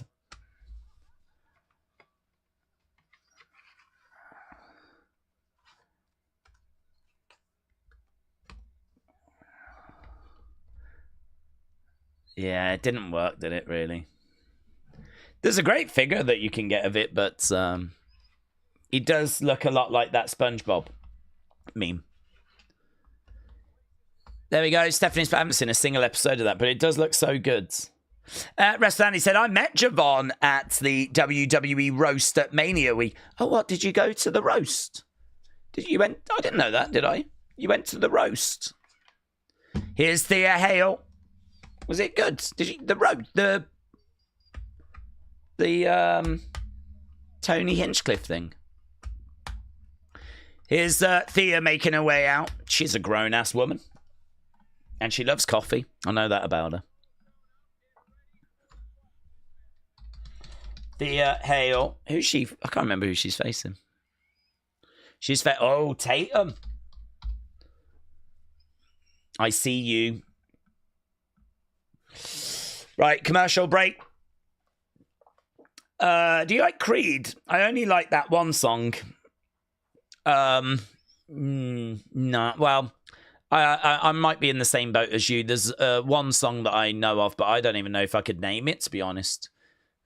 Sacrifice doesn't ring a bell.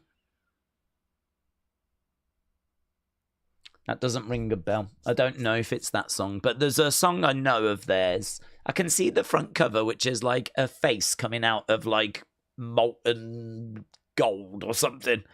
It's like a body that's kind of coming out of some liquid. I believe that might be the album that's got the song on that I know, but I don't listen to Creed, no. That kind of side of it, that sort of metal side of it, is not the side I tend to venture in. I'm a lot more Oasis, Ocean Colour Scene, Blur, Britpop, bit of yeah, Strokes, White Stripes. I'm kind of more that indie kid, really. More so than go into a Creed, Soundgarden, Audio Slave. Although I do like the Audio Slave album, the first one.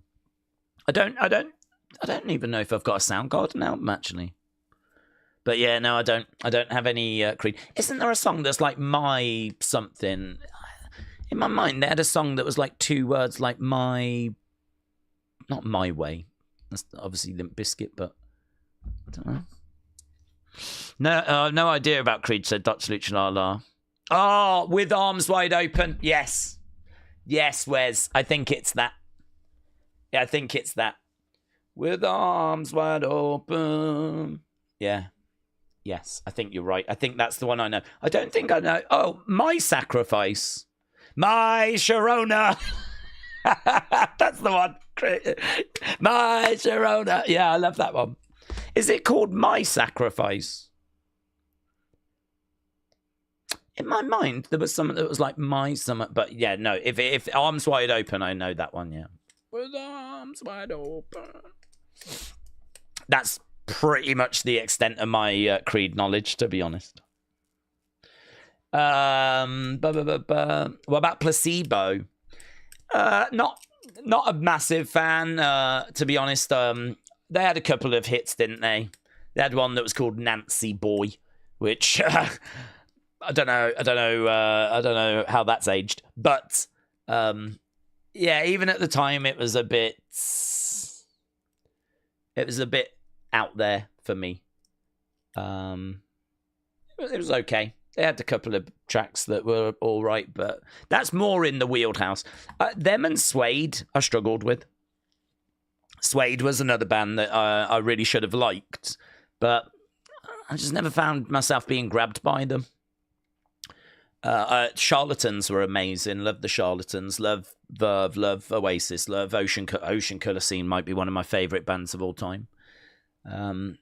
So, you know, Cast and, you know, people like that. But then there is a side to Britpop that was, I don't know, it didn't quite grab me. And Placebo and Suede, I would probably put in that bracket. But yeah, I'm sure I've got a Placebo album. I'm sure I've got like one of their studio albums, maybe a Greatest Hits or something. Still got to represent. Oh, here we go. Here's we're back from the commercial break. We got Stax, PJ Harvey. Oh yeah, Let England Shake is an amazing album, and also Stories from the City. Stories from the Sea. I'm not as familiar with her early work though, to be honest. She had quite a few albums in the kind of early 90s that I've not massively dug into. Okay, here we go. He's got to the house. He's got to the house. Here's Tony. He's getting attacked by Stax. Tony is attacked.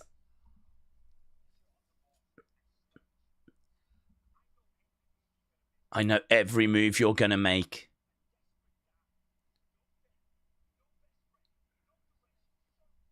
They're fighting. Oh, is Riz okay? That's literally all I care about.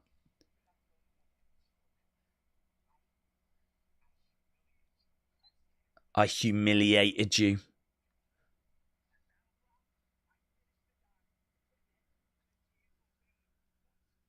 At Battlegrounds, we're getting the match. I'm really into this story. I still need to know what's happened to the Riz, though. How can you leave us like that without letting us know? Oh my God. If he has hurt the Riz. Oh, here's Tatum, look, talking about people being hurt. Obviously, no Shotzi. No Gigi anymore. She is feeling abandoned. Look at that makeup that's run down. She's not shifted in a gimmick, but she was trashing that dollhouse earlier, so she might be moving away from, like, the dolls. But this should be a fun match. Yeah, look at Thea. Thea's like...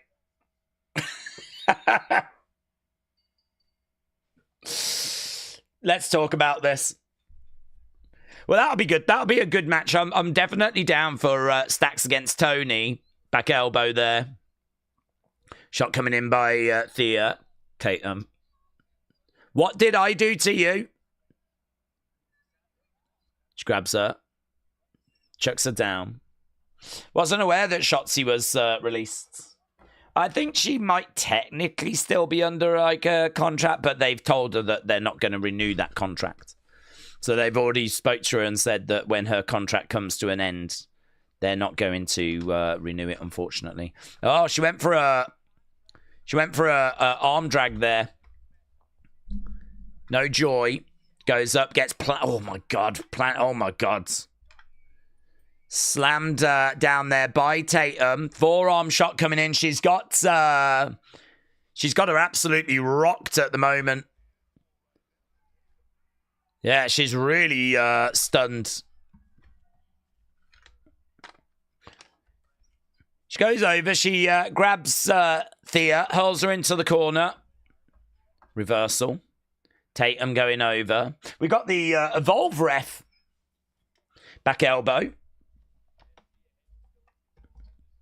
Watching on is Jada. Jada watching, said Wrestling Fam.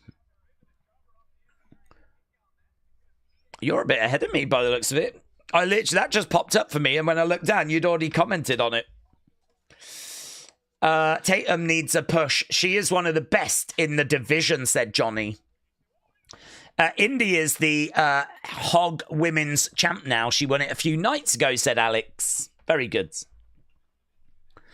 I think it's good for them as well, though, isn't it? Because, I mean, she's a big name, so it gives them a lot of free press, free promotion. Kick coming in there by Tatum. Tatum looking to go back against the ropes. Oh, that was great. Flipping over, leg drop to the back. That was really good. That looked really good. Rotating over, leg drop to the back of the head. Thea still down. Yeah, Tatum is kind of like screaming out in pain. There's a sign in the crowd that says Tatum Tuesday. Headbutt coming in there by Thea. She tries to pick her up. She takes her over. Tatum on her feet, coming in. She gets grabbed there by Thea. Thea goes down. Tatum is down at the moment. Thea looking to come over. She's on her feet. Chop coming in. And again. Oh, another big blow. Against the ropes. Stuck underneath. Thea against the ropes. Clothesline. Down goes Tatum. And again. LFG finals on Sunday. Right, that last match.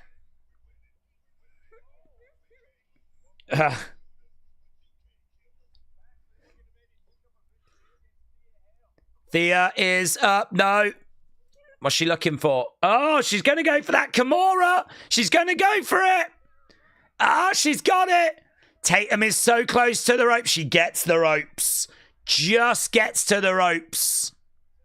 And she's got to break that hold. Tatum trying to get back up to her feet. Thea on her feet. Shot coming in. Grabs her. She's got the arm. 1, 2. No joy. Kick coming in there by Thea. No. Double underhooks. Picks her up. Oh! Plants her down. She's going for that Kimura, middle of the ring. That might do it for Thea. That might do it. It's right in the middle of the ring. I don't really want to see Tatum tapping, though, to be honest. What's she looking to do? Is she poking her in the eye? Is that in the eye? DQ, DQ. Yeah, that's better. I'd rather see Tatum do that than see her tap. I would rather see her, like, driving her finger in the eye than see her tapping out. I don't mind that. Right now, she has snapped. She's going back to the eye again. Rip it out. Rip it out. Rip it out, Tatum. Rip it out. Yeah. That's the same room that Rey Mysterio had his eye popped out in 2000. Oh, we've cut away. Oh, rip it out. Rip it out and eat it. That's what I would do. Right, let's get the poll up. Okay, we got Kalani, we got Solruka, we got Zarya backstage.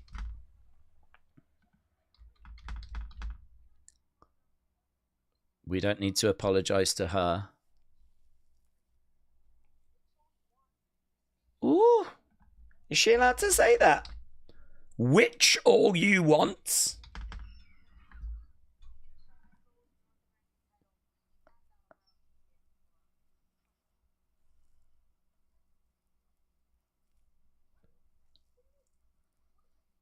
Okay, here's Ava.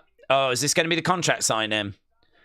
Trick Williams. We're not doing this in the ring. Oh, is that because we don't want the crowd reactions? Why wouldn't you do this in the ring? Crowd reactions. Oh, okay. I said I thought Shiloh Hill and Bailey Humphrey would win. And it looks like Shiloh's got to the final, but Bailey Humphrey hasn't. So she's not winning.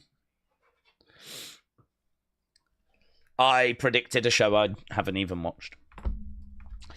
Daze, Tatum has that Nikki Cross vibe before the Nikki ASH era, said Taker 1990. Zarya Kalani next week. I would say that you are correct. I really like Kalani, but she has no aura for some reason, said Rare Breeds. Christopher said, do you believe in Joe Hendry? Well, I believe he exists. Sonic Drive-In. It's authentic American food, says William. Tyler Bates is one lucky dude, said Jeremy. Is he still with? I don't know. I mean, honestly, I don't even know when Thea and Nathan Frazier broke up. They were together for a while. Next thing I know, she's hanging around with that Harlem Lewis who used to see Cora Jade's. That is crazy that Cora Jade has gone, isn't it? That is crazy. She was one of the bigger names in the women's division. It is weird to think she's not around anymore. It is weird to think we won't be seeing Cora Jade. It's so unfortunate because I don't think it was a talent thing. I just think it was the injuries. Arctic Arcade said Paxley 5-star performance. Miles and Steph seem to be together. Really? Miles has got with boobs. Has he? Miles and Steph. Maybe them.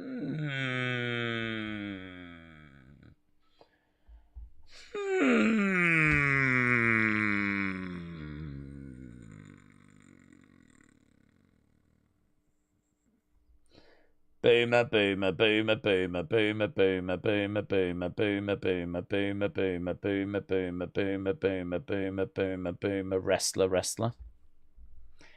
The only two wrestlers in a sea of, it's a sea of boomers. It's a boomer sea. That would be my band name. Hey, we're Boomer Sea. And this is our lead single. Put the witch down. Put the witch down. Put the witch down. Put the witch down. Put the witch down. Burn her at the stake. Burn her at the stake. Burn her at the stake. Burn her at the stake. Put the witch down. Put the witch down.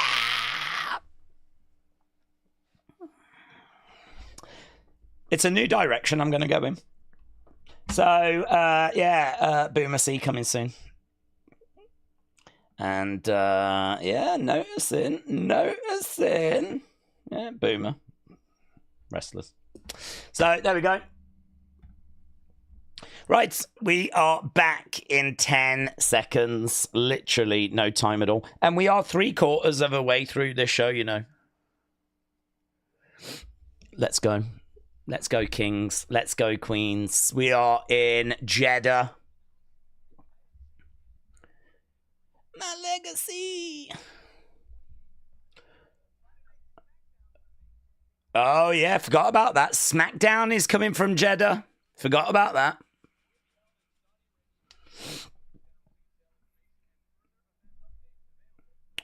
Well, thank you. Thank you for letting me know. I appreciate that. Battlegrounds. Tony versus Stacks. Coming up at Battleground Tampa, Sunday, May 25th. They will fight it out at Battlegrounds. What else is happening? Joe Hendry, Trick Williams. So we've got that contract signing coming up now.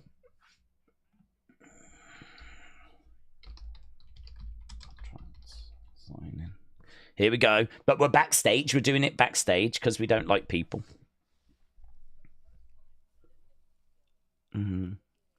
TNA World Championship being defended.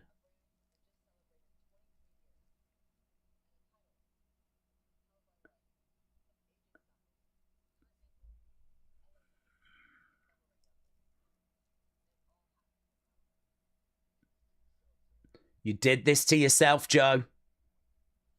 Yeah, no crowd involvement here. It's got to be why. I'm going to take that TNA title.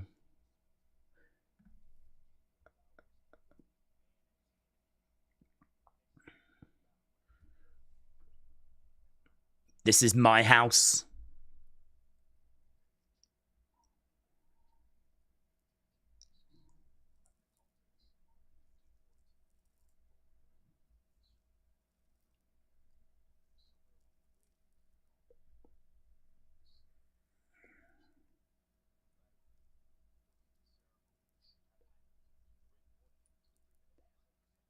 Randy Orton handed you a 3-minute ass whooping, didn't he? I like Ava's sign. Look at that's great, that is. She's got it signed. That's lovely. I love her sign. Look at that. Bit of class, that. I wonder if that is her handwriting. God, we can do anything in this day and age, can't we? I want to make this the biggest brand it can possibly be.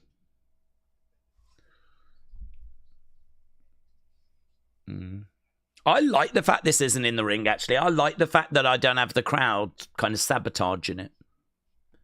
Stupid crowd.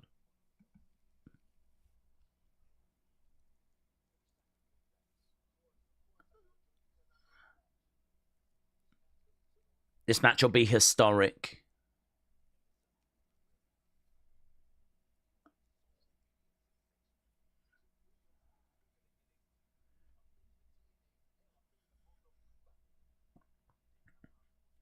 I'm Hollywood trick. I don't know that Ava loves that line.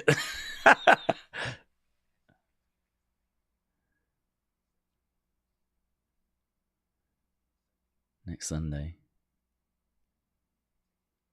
I'm going to take your fame. I'm going to take your title. And I'm going to take your brand. God, does he get all that, does he? There we go.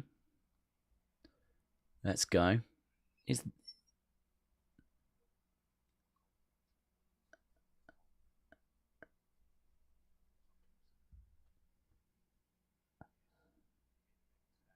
You main event, stand and deliver. Maybe this isn't the biggest match of yours, but it is the most important match of your career.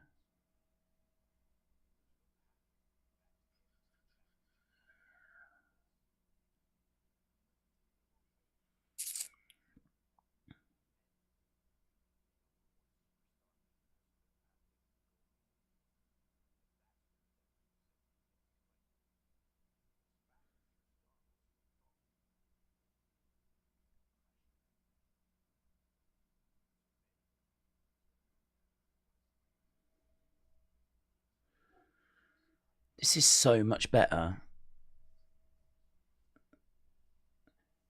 Take away the entrance, take away the turning around, take away the meme. It's so much better. I'm so glad they didn't do this in the ring. I love that he signs it, Trick Willie. I love that that's his signature, Trick Willie. Let's go. Yeah, brilliant. Brilliant. More of that. More of those. I'm so glad that we didn't get the... Do you know, I struggled with that match because Trick is really popular and Joe's really popular, and you're putting two really popular stars up against each other, and the crowd are going to have lots of opinions. They're going to boo certain people, cheer certain people. The crowd are also going to be a bit confused because genuinely I've heard the crowd pop in for both. The same, like, you know, they'll do that Trick thing, but they'll get behind Joe as well. And I sort of feel like trying to listen to the crowd and see which side the crowd's on and see who they're leaning more towards.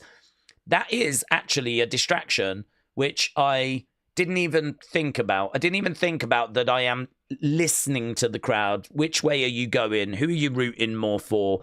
Is this working? Actually taking them out of the equation and just then only focusing on the delivery, what's being said, not having Chance hijacking it and just allowing them to talk. Plus also having Joe Hendry not coming out with his music, not coming out with the turnaround stuff, like taking all the meme stuff away and just having him sit there talking and Trick talking. That was brilliant from both guys. That was brilliant. That is one of the best segments I've seen Joe Hendry ever do. And I thought that Trick had some great lines in there as well. I really rated that. More of that. Very good. The crowd love to make themselves the center of the attention. That's one thing I do like about the pandemic era sometimes. We didn't have to deal with the fans hijacking all the time. That has been a bit of a problem with Cena as well. Is, it extends to that, doesn't it? A lot of the time, I'm listening to hear how the fans are reacting to Cena and this heel turn. When actually, if he was to sit down backstage and do a promo like what we just saw there, and we could just really dial into what he's saying and not have the crowd hijacking with their chants and everything, I think that would help that as well. I don't begrudge the crowd doing that because the pandemic era showed that you do need a crowd. Certainly when you've got the matches. But, there's times where they're singing Seth's song and people can't get a word in. And they'll sing it, and, you've got, like, I remember one with Finn recently where Finn was trying to talk, and the crowd were all over Finn, and Finn was struggling a little bit with the crowd singing Seth's song, and he couldn't get a word out. Even Seth at some point had to be like, come on, guys, let's allow him to have his say. And, we saw, obviously, the crowd derail Charlotte, and she really should have rose above that. She really should have done better than she did there, so... that's one where she kind of got rattled and exposed a little bit. But, I don't know. I really did enjoy that. I really thought that there was some real benefit to not doing that in front of the crowd. Anna said, at what point does WWE promote Worlds Collide? NXT ARW Pro. Do you know what? When they're brave enough to actually put that on, the problem WWE have got is that they know that they would be absolutely murked by ARW Pro. I'm a big WWE fan, and I know that ARW Pro would get the better. Trog would single-handedly take out Ober, Roman Reigns. I mean, they don't stand a chance. So I think that's the problem, isn't it? When are they going to be ready to be humbled? When are WWE going to be ready to be humbled? Right, we've got some Honk Honk Fight Club merch.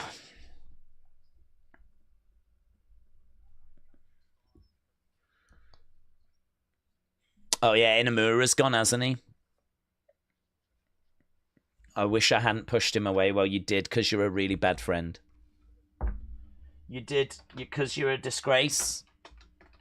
Here's Sean Spears.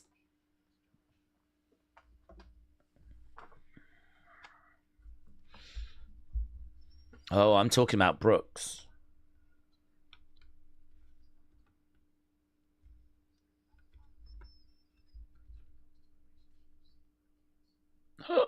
When it comes to relationships, you're a cancer.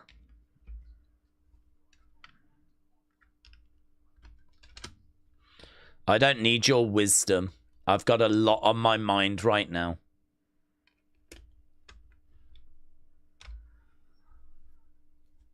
Well, there we go. Oh, Kale Dixon and Uriah Connors. Chase U is back.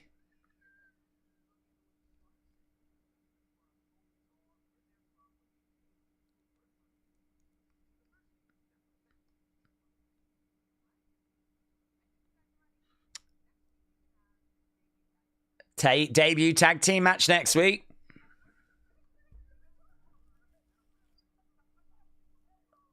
Is Andre Chase.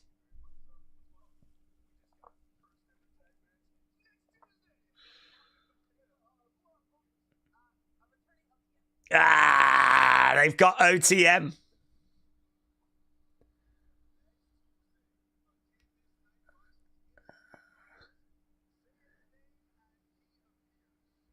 Did that just say rap performance?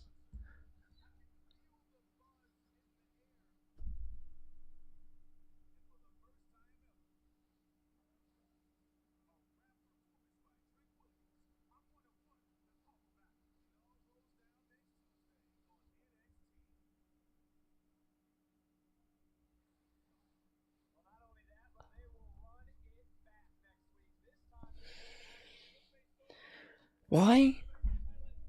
do rappers want to be wrestlers? And why do wrestlers want to be rappers? Why can't everyone just stay in their own flipping lane? What?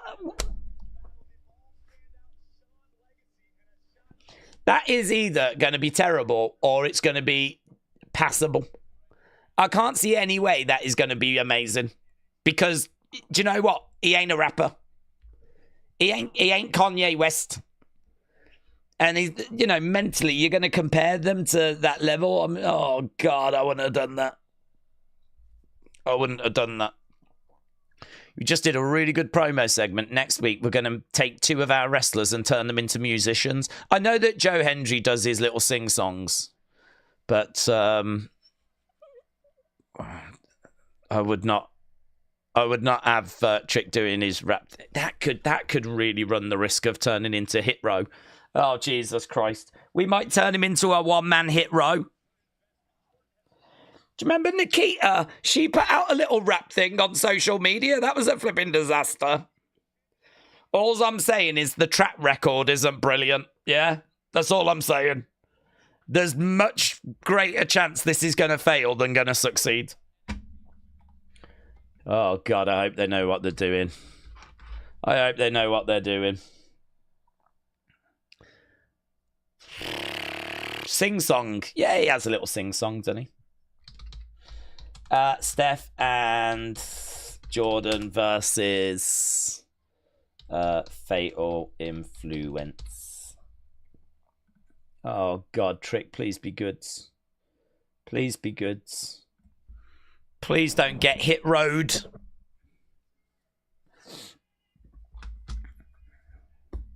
Honestly, if that sort of thing goes wrong, it could really hurt his aura. I think that's a real gamble. He must have done something at the Performance Center and they were like, that is so good. Let's get you to do that in the thing. Let's get you to do that. I'm gonna have to just trust. And I've got trust issues. After WrestleMania, I've got trust issues. I'm just gonna have to trust that he has shown that he is really good. Perhaps he could have some, like, really great lines in there or something, but, oh, God, I don't know. I don't have confidence.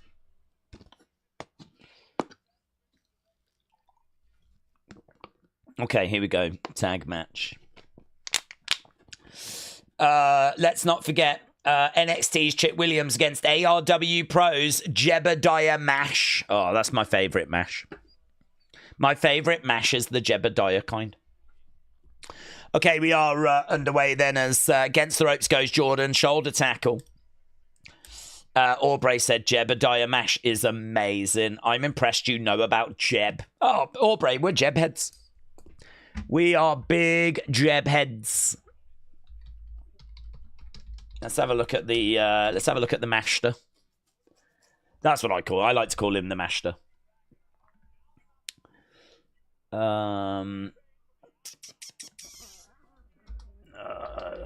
Wrestler.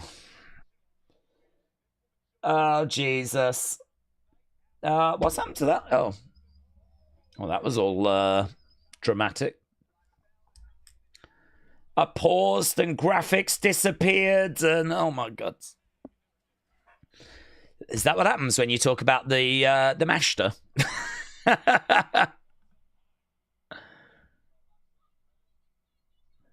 I should be the champion. Hey, he looks kind of cool, actually.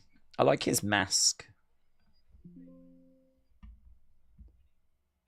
Winning. All right, let's get here. Everyone's going to want to see the Master.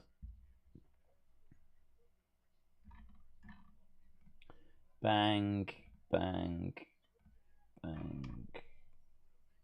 There he is. There he is.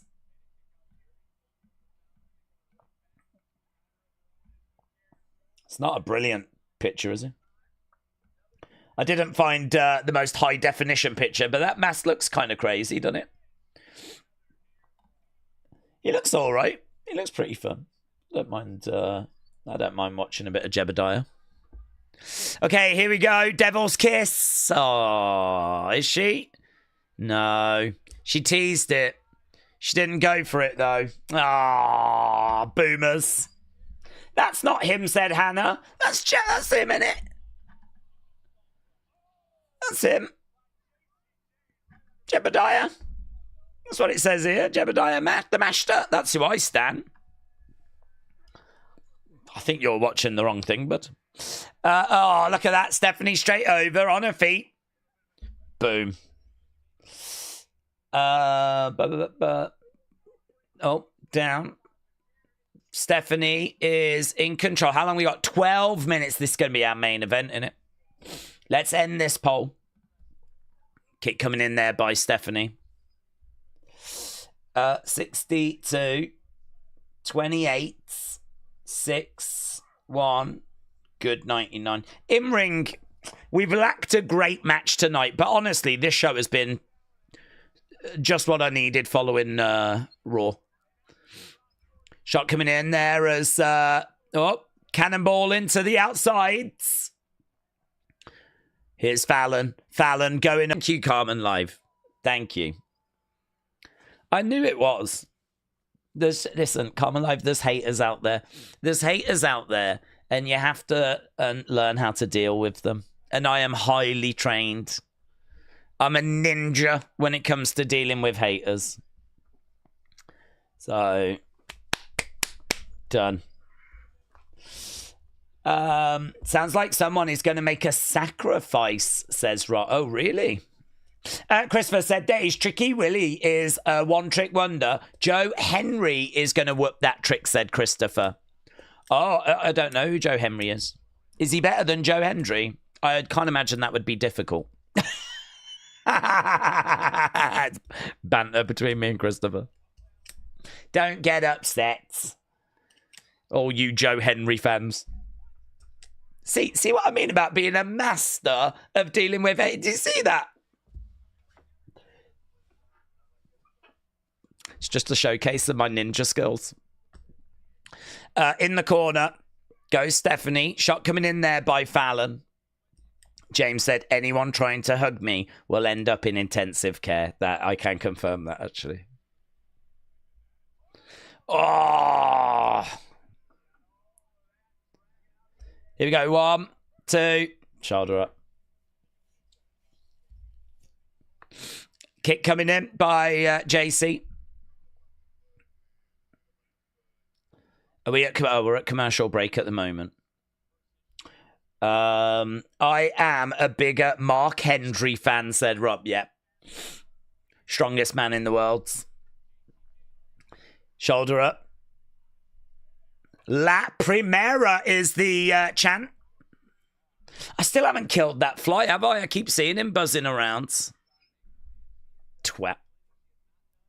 Right, we've got Fallon in the ring, grabbing Stephanie, taking her over, going against the ropes. Bang! Big shot. Stephanie down. Fallon going over. 1, 2. Imagine if this ended during the commercial break. That'd be wild.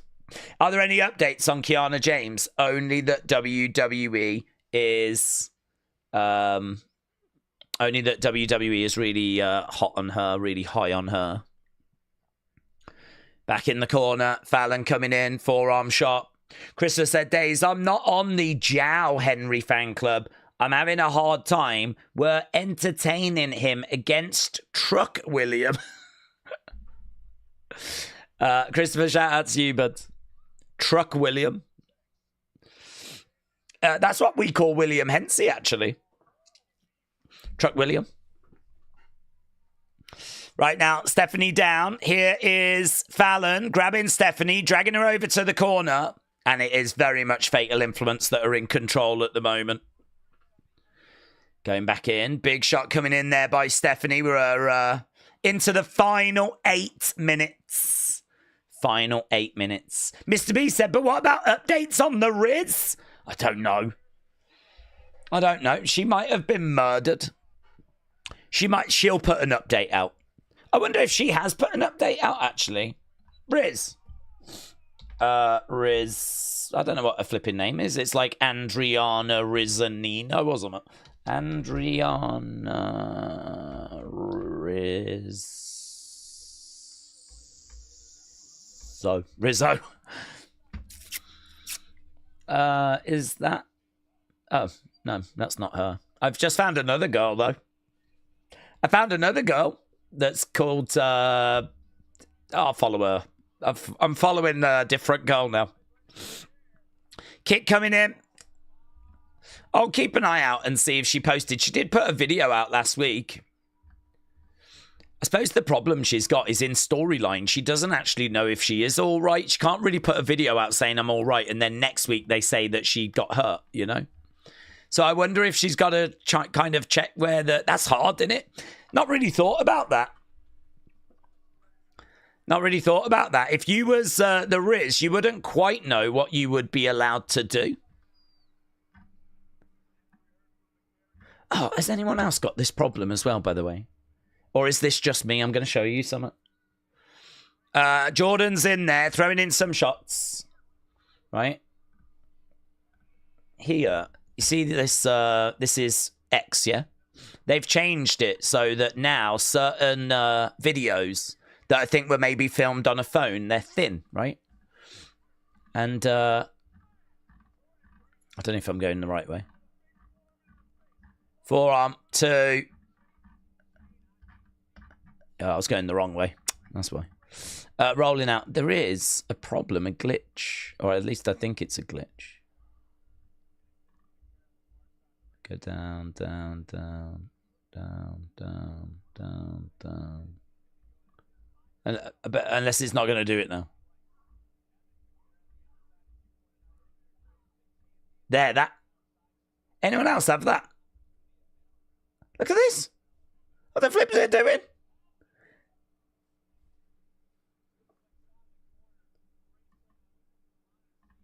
Look how big this video is.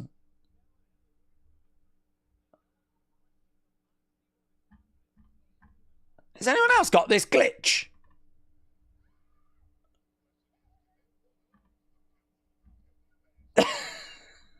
It's like taking over my timeline. People are sending me notifications. And as I'm looking at them, it's flipping growing. Look at the size of this video now.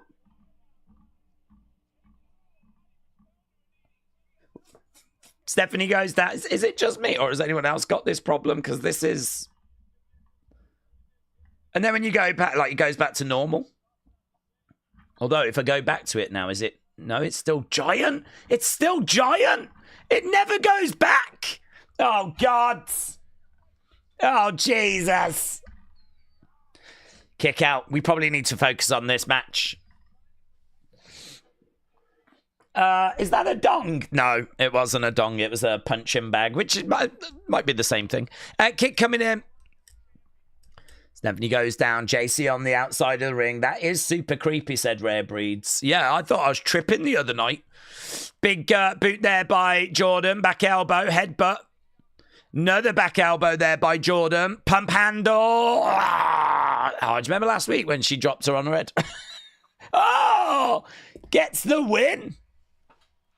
Gets the win. Jordan pinning JC. Let's go. Jordan. Her hand raised. Stephanie on the outsides.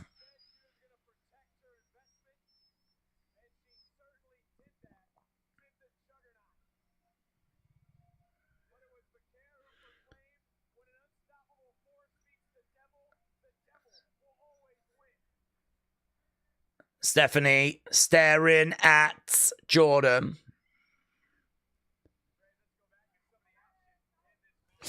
Okay. I really thought that match was going to go on longer, honestly. I was kind of sat here mentally ready for that to keep going. Grace is going to save Stephanie.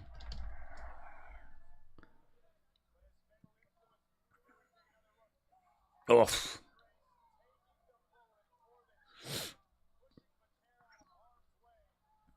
She did well to take that bullet and then fight back and secure the win. It does make Jordan Grace look really good.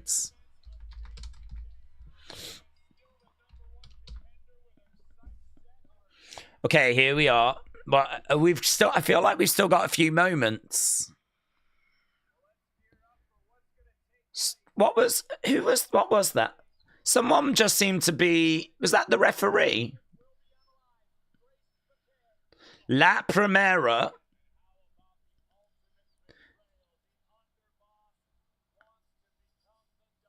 I don't, what was that? Those women need to main event.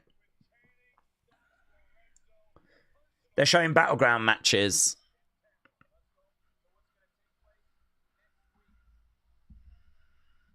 Crowd are chanting La Primera. Grace basically soloed that last sequence, said AB.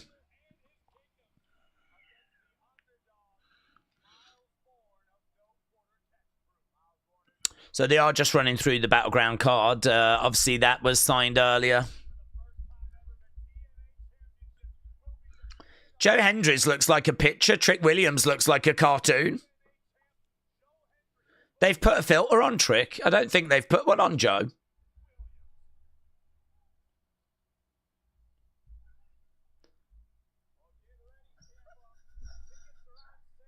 Okay, Jordan has got that title. She hands it over to Stephanie. Okay, shoulder and up. Jordan's got a bit of lipstick, hasn't she, smudged on her chin.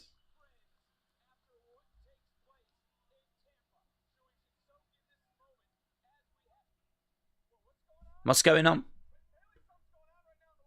All right. Oh, is this going to be Dark States? We got something going. Oh, no, it's not. What's this? This Ethan. Oh, attacking.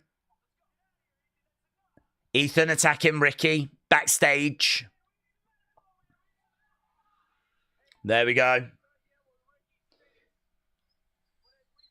So we cut back to the arena. We got Stephanie in the entranceway. We got Jordan in the ring. She's making her intentions very clear.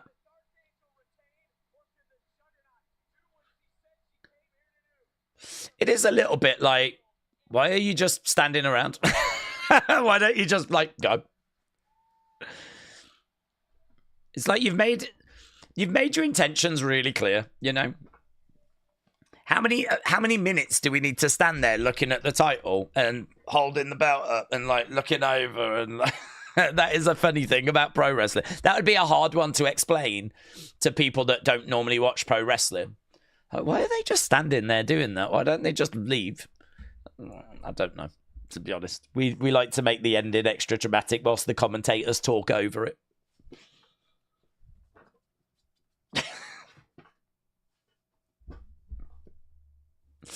There is a lot of that goes on.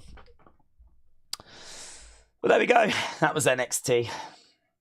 Daze, I'm giving it 625. Lowest of the year. Really? Now, do you know, I'm not that low. I'm not that low. I wasn't blown away by the main event, but Miles Ethan, I didn't know who was going to win. Thea Tatum was okay. Wes Tony.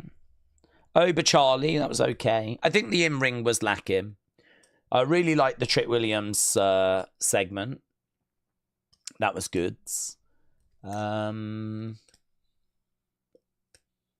Yeah, I suppose if you think about it, my attention was held. I think it's good that I'm coming off a pretty mid Raw. So I'm thinking, I don't know what I'm thinking. What was your score again? I mean, I went 5.5. I'm well above that. You went 6.25. I think I might be 6.75. Maybe 6.5. I'm not, yeah, I mean, I don't think I'm in the 7s. I don't think the in-ring was quite there. But I am very entertained. That was fine, what I just had there. I could take that on a weekly basis and I would be pretty happy. The Tony Stack stuff was good with Riz being in trouble, although I'd love to know if she was alive. I'd love to know if she's been murdered. What am I doing? I am writing down some words. I'm writing down Steph and Jordan versus Fatal Influence. and we need to get these scores. William said 10, mainly because I love screwing up your statistics, says William. Thank you, William. Thank you. Boom. Let's end the poll. There's been some creative talk about Kiana James recently. According to Corey, he said soon. So her return is close. Good. I think I've got high hopes for her. That's come out as goods. Yeah, I keep saying it, but I saw her at a house show, and I know it doesn't matter, but she really did stand out at that house show. She really was putting the work in. She really was not there just to phone it in. Like, she was trying to put on, like, you know, she was banging on the edge of the ring, like, trying to get tagged in, and you could sort of tell that it mattered. It mattered to her. She wanted to make sure that those fans were entertained, and she, at the end, you know, she did an excellent job of me leaving that house show and thinking about, not her, but like thinking about, like, I really appreciate that she did not phone it in tonight. She is someone that I think really did just give everything she had there to make sure that that couple of hundred people in that house show had a really good time. And that resonated with me. And so, actually, shockingly, it was not long after that she got called up. And then, unfortunately, they didn't have much for her, and then she ended up getting injured. So it has been really unfortunate. So, yeah, I wish her, obviously, the very best. She's someone I'll be rooting for. She's not someone that I was massively, like, blown away with watching on NXT TV. I could understand people being a bit like, Kiana James, really? But, you know, I think they see someone there that really is putting in that work, really wants it, probably is showing some great improvement. And for whatever reason, they've just not been able to get her to the title, you know? But I've got no doubt if she was still in NXT, she'd be up there. You know, in the way that they use Jada Parker, I think that Kiana James would be kind of up there in that mix as well. I don't think she would be in Fatal Influence struggling. I think she'd be up there. And clearly Triple H has seen something he likes, so he called her up. So he must have had some idea of how to use her. So, don't know, we'll have to see. It's one of those that you could say they called her up too soon, it's not going to work, blah, blah, blah, blah. But I really hope it's not that, because I really like her. I think she's good.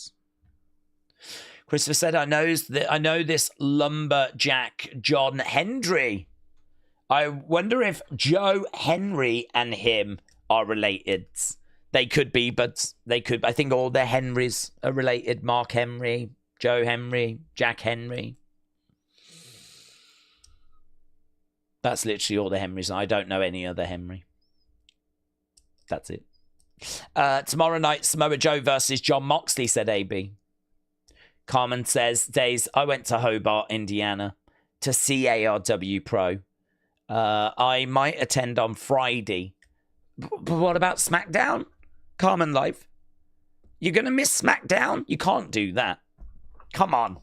I know that you're an ARW Pro stan, but you have to draw the line somewhere. Carmen said, I give NXT tonight an 8. The Sick Horror Kingman said, why did NXT end like Raw, both end with women? Don't know. Hopefully they'll wake up. And both had face versus face. Both were tag matches. Both end with the champions winning as someone looking at it. That's true, actually. It's not just women, is it? They did end very similar. You do make a good point. Stephen Hendry could be a Henry. It's close enough. It's close enough. Days, we've got Trick Williams, but where's Treat Williams? Ah, that's good. We've got Trick Williams, but where's Treat Williams? Oh, my God. If he had a twin, you would just have to, wouldn't you? Oh, God, that's so good. Well done. Take a bow. I hope you're bowing. I hope you are literally bowing wherever you are right now. Take a 1990. That is great. Mr. B said, can we get a poll for Stephanie's top tonight? just ideas for her top. Hey, it's all time. You don't need a poll. It's all time. It's one of the greatest tops that's ever been. I don't need the community to tell me that. I can already tell you. Trick Williams is going to get beat up by Mello when he gets to the main roster, said Davids. Right, well, there we go. We are done. I am going to run away, and I am going to work on Unseen, and I'm going to get the review video up. And actually, my internet looks like it's a lot better today, so hopefully these things are not going to be as delayed. So that's why I'm going to run away and start working on them now. So thanks a lot for joining us. I appreciate it. Big Time said, do you miss Fraxium? Oh, yeah, of course. I mean, I don't miss them yet because they haven't been gone that long. So it's just like a few weeks without them, really. But eventually I will. And that tag division definitely will. So, yes, that is going to be a problem. But listen, that's a problem NXT are always going to have. You are going to miss a lot of people when they get called up. You're going to miss Trick. You're going to miss Oba. But this is where that next wave have to take over, you know. And this is why watching Evolve is interesting, because we get to see what that next wave looks like. So join us tomorrow for our Evolve stream, where we are hoping to actually watch the show. There's no guarantees. There's no guarantees, but we are hoping that we will be allowed to watch the show. And yeah, but it depends if we've been good enough. We get what we deserve, and last week we deserved nothing. And that's exactly what we got. Thanks a lot for watching. Appreciate the support as always, and I will see you again next time. Bye for now.